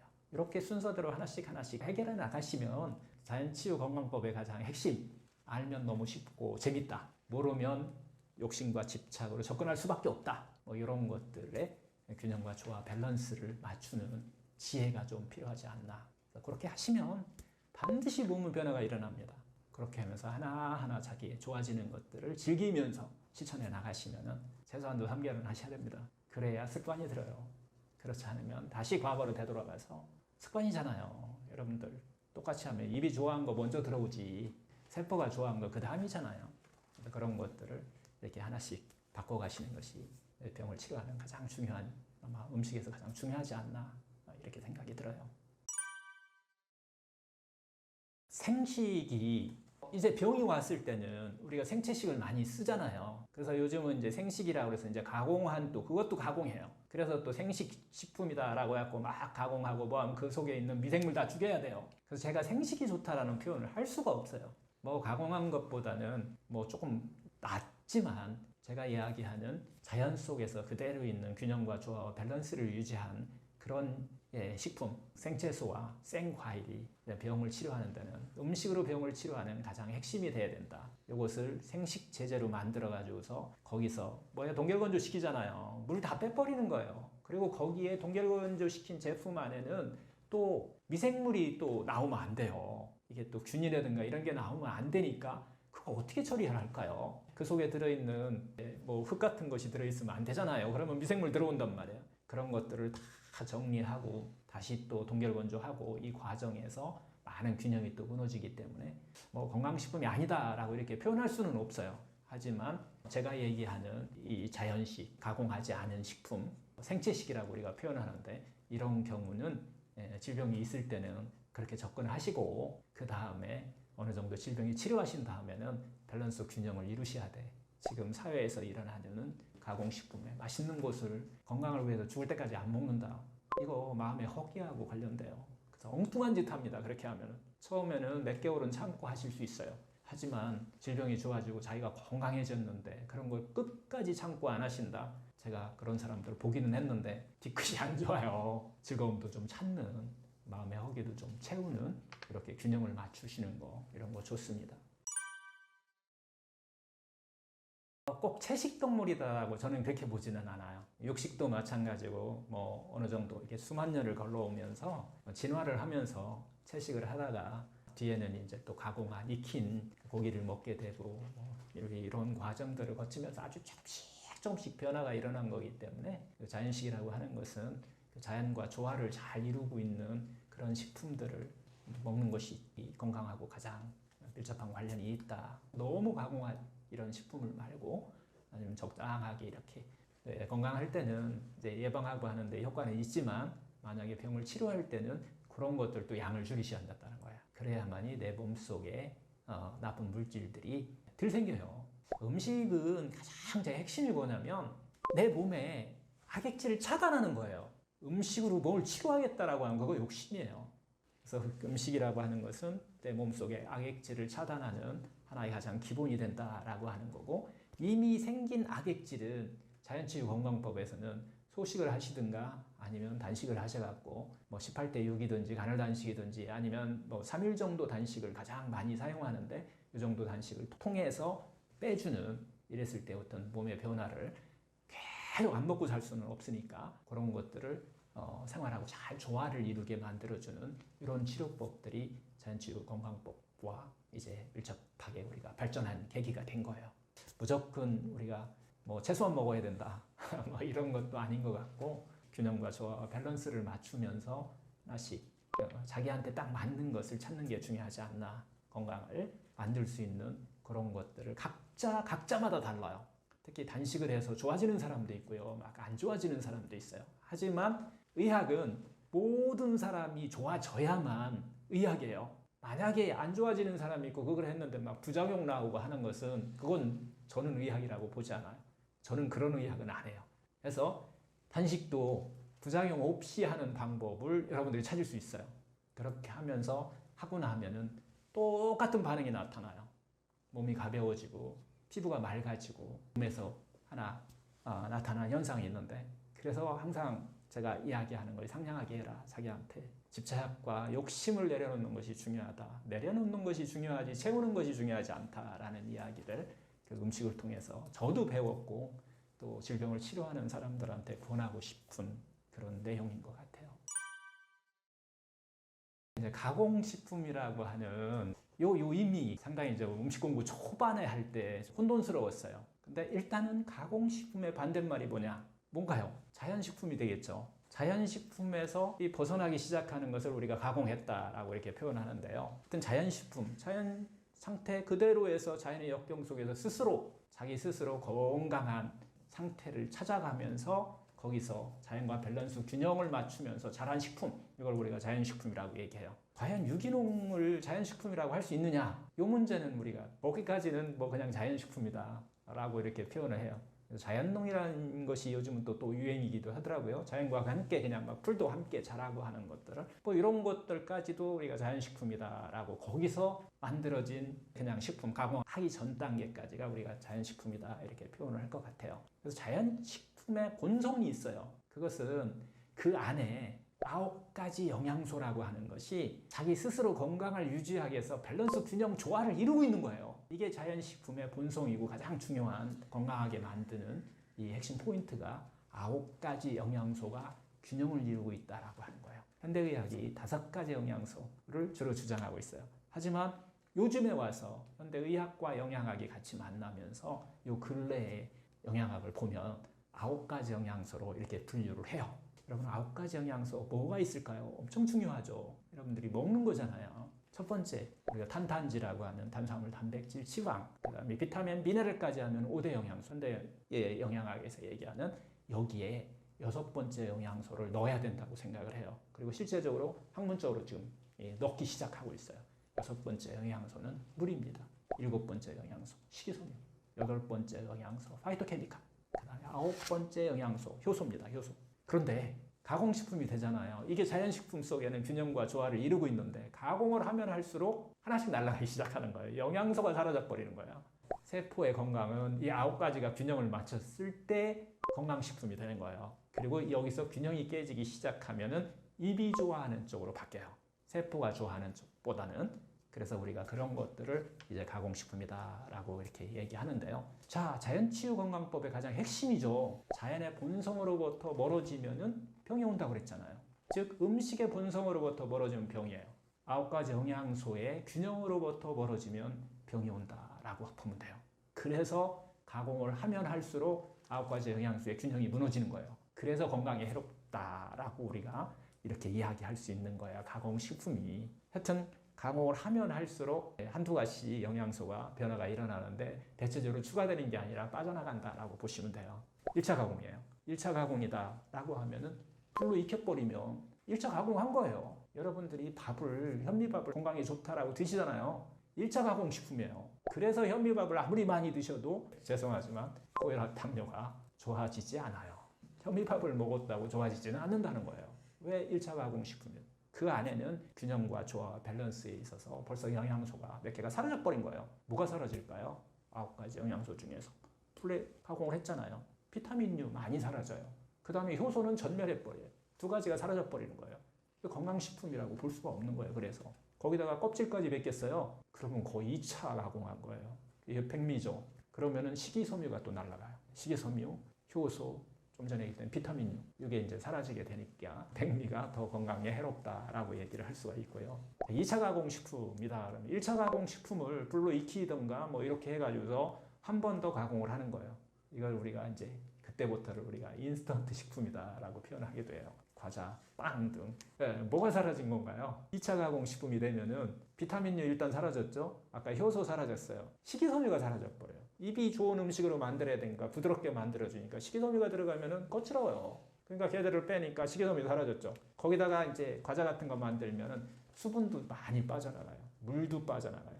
이렇게 4개 영양소가 밸런스 균형이 무너져 버려요.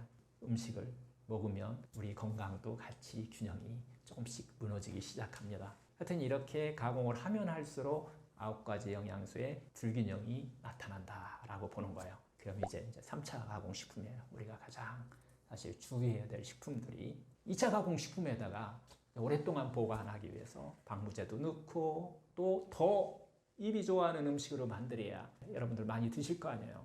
그래서 거기다가 각종 첨가물이 들어가는 거예요. 식품들, 통조림이라든가 하여튼 공장에서 가공 정제된 식물성 식용유 같은 거 고소하게 이렇게 추가하고 이렇게 하다 보면은 영양소로 봤을 때는 이 안에는 여러분들이 9가지 영양소 중에서 어떤 것이 사라질까요? 나중에는 어떻게 보면 정제 탄수화물만 남는 경우도 있어요.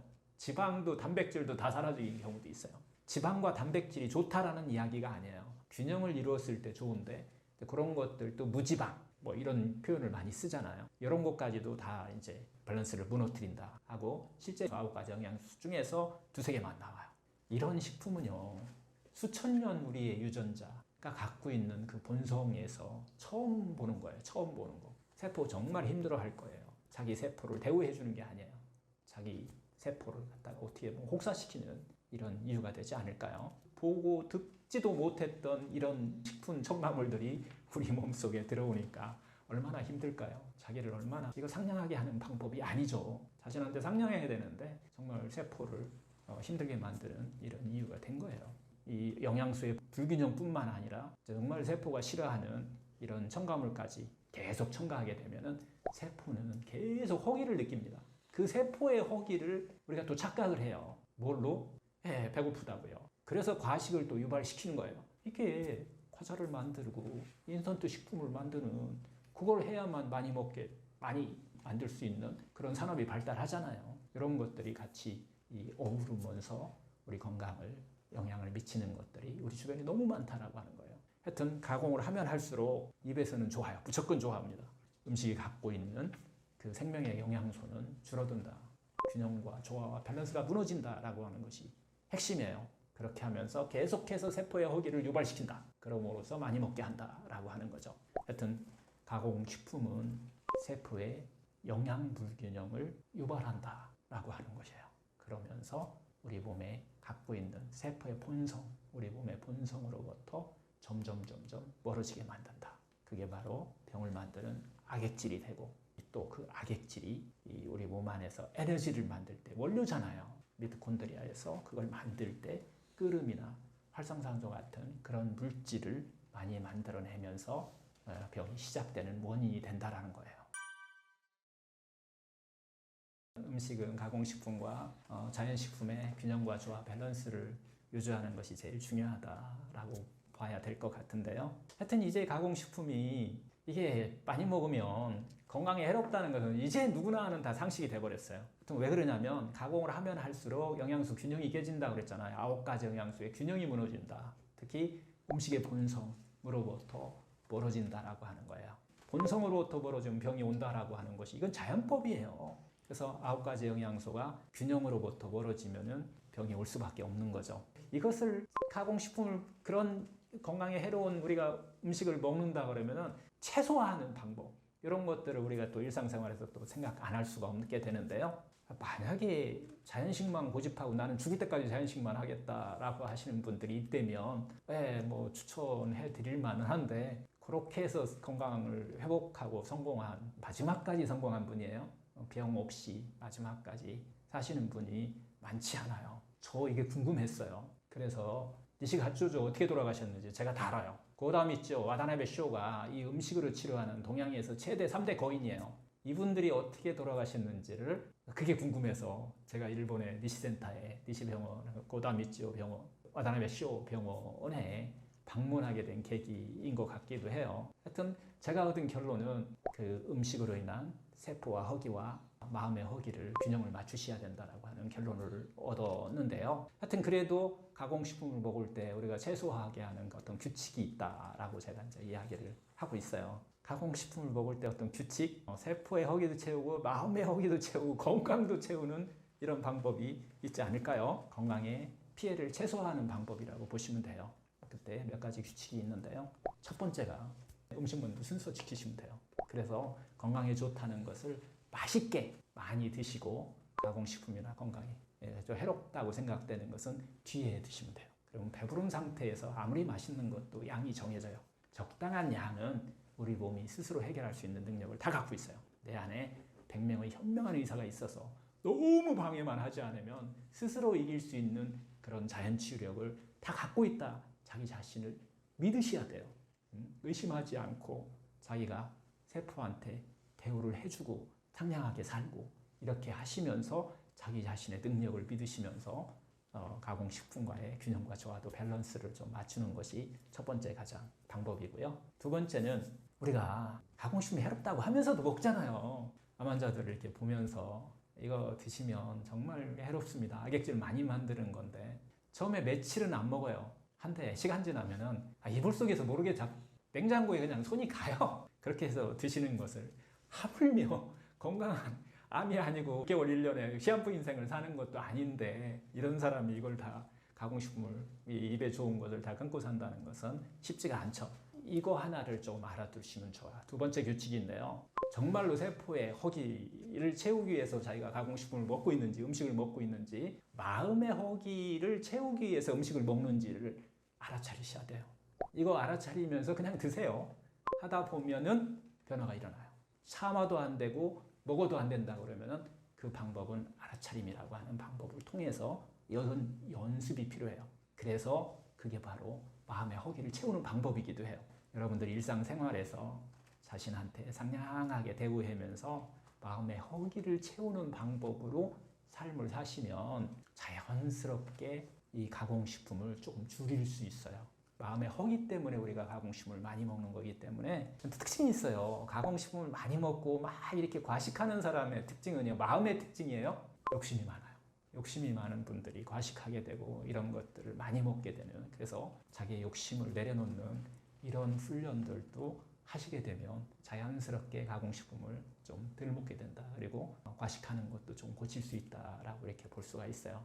하여튼 두 번째 법칙, 자기의 마음의 허기를 채우는 것을 다른 곳에서 하는 방법을 터득하라 라고 하는 거예요. 세 번째는 가공식품이나 어육류 익힌 거 있잖아요. 그것도 이제 가공식품이라고 우리가 얘기했는데, 그런 가공식품들을 먹을 때는 먹고 나서 그 다음에 정제탄수화물로 만든 거 이런 것들을 먹는 것을 좀 삼가하시라는 거예요. 충분히 가공된 식품을 드셨는데 또 거기다가 배부른데도 불구하고 또 거기다 빵이니 사탕이니 뭐 막 이런 것들 드시는 것을 조금 삼가하는 이런 방법을 쓰시면 좋을 것 같아요.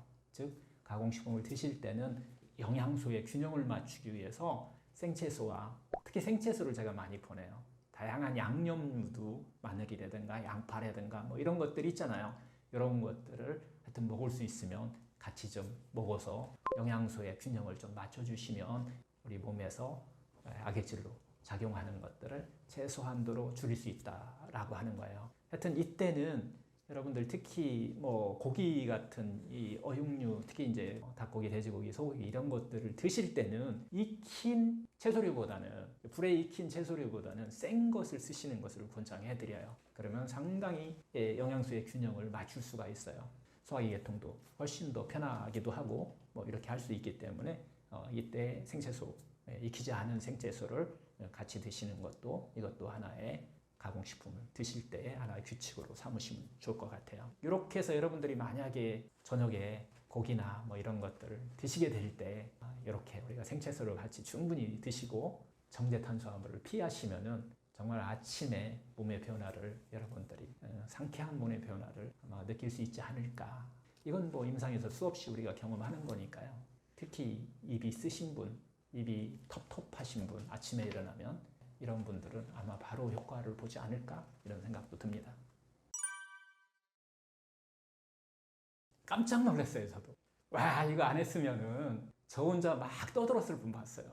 제가 음식 강의를 이제 12강에 걸쳐서 정말 한 30몇 시간을 강의를 하거든요. 그분들 환자들 다 모아놓고 같이 이렇게 식사는 같이 안 하고 뭐 이제 하나씩 우리가 이제 개선하면서 하나씩 바꾸는 작업들을 이렇게 하게 되는데 3개월 동안 그렇게 해서 저는 다 바뀐 줄 알았어요. 제가 원하는 대로 이야기한 대로 다 바뀐 줄 알았는데, 특히 이제 암 환자들 주로 이제 제일 잘 바꾸시거든요. 그분들하고 같이 이제 식사를 한번 해보자라고 해서 식사하는 방법이나 이런 것들을 다 적어 갖고 오게 했어요.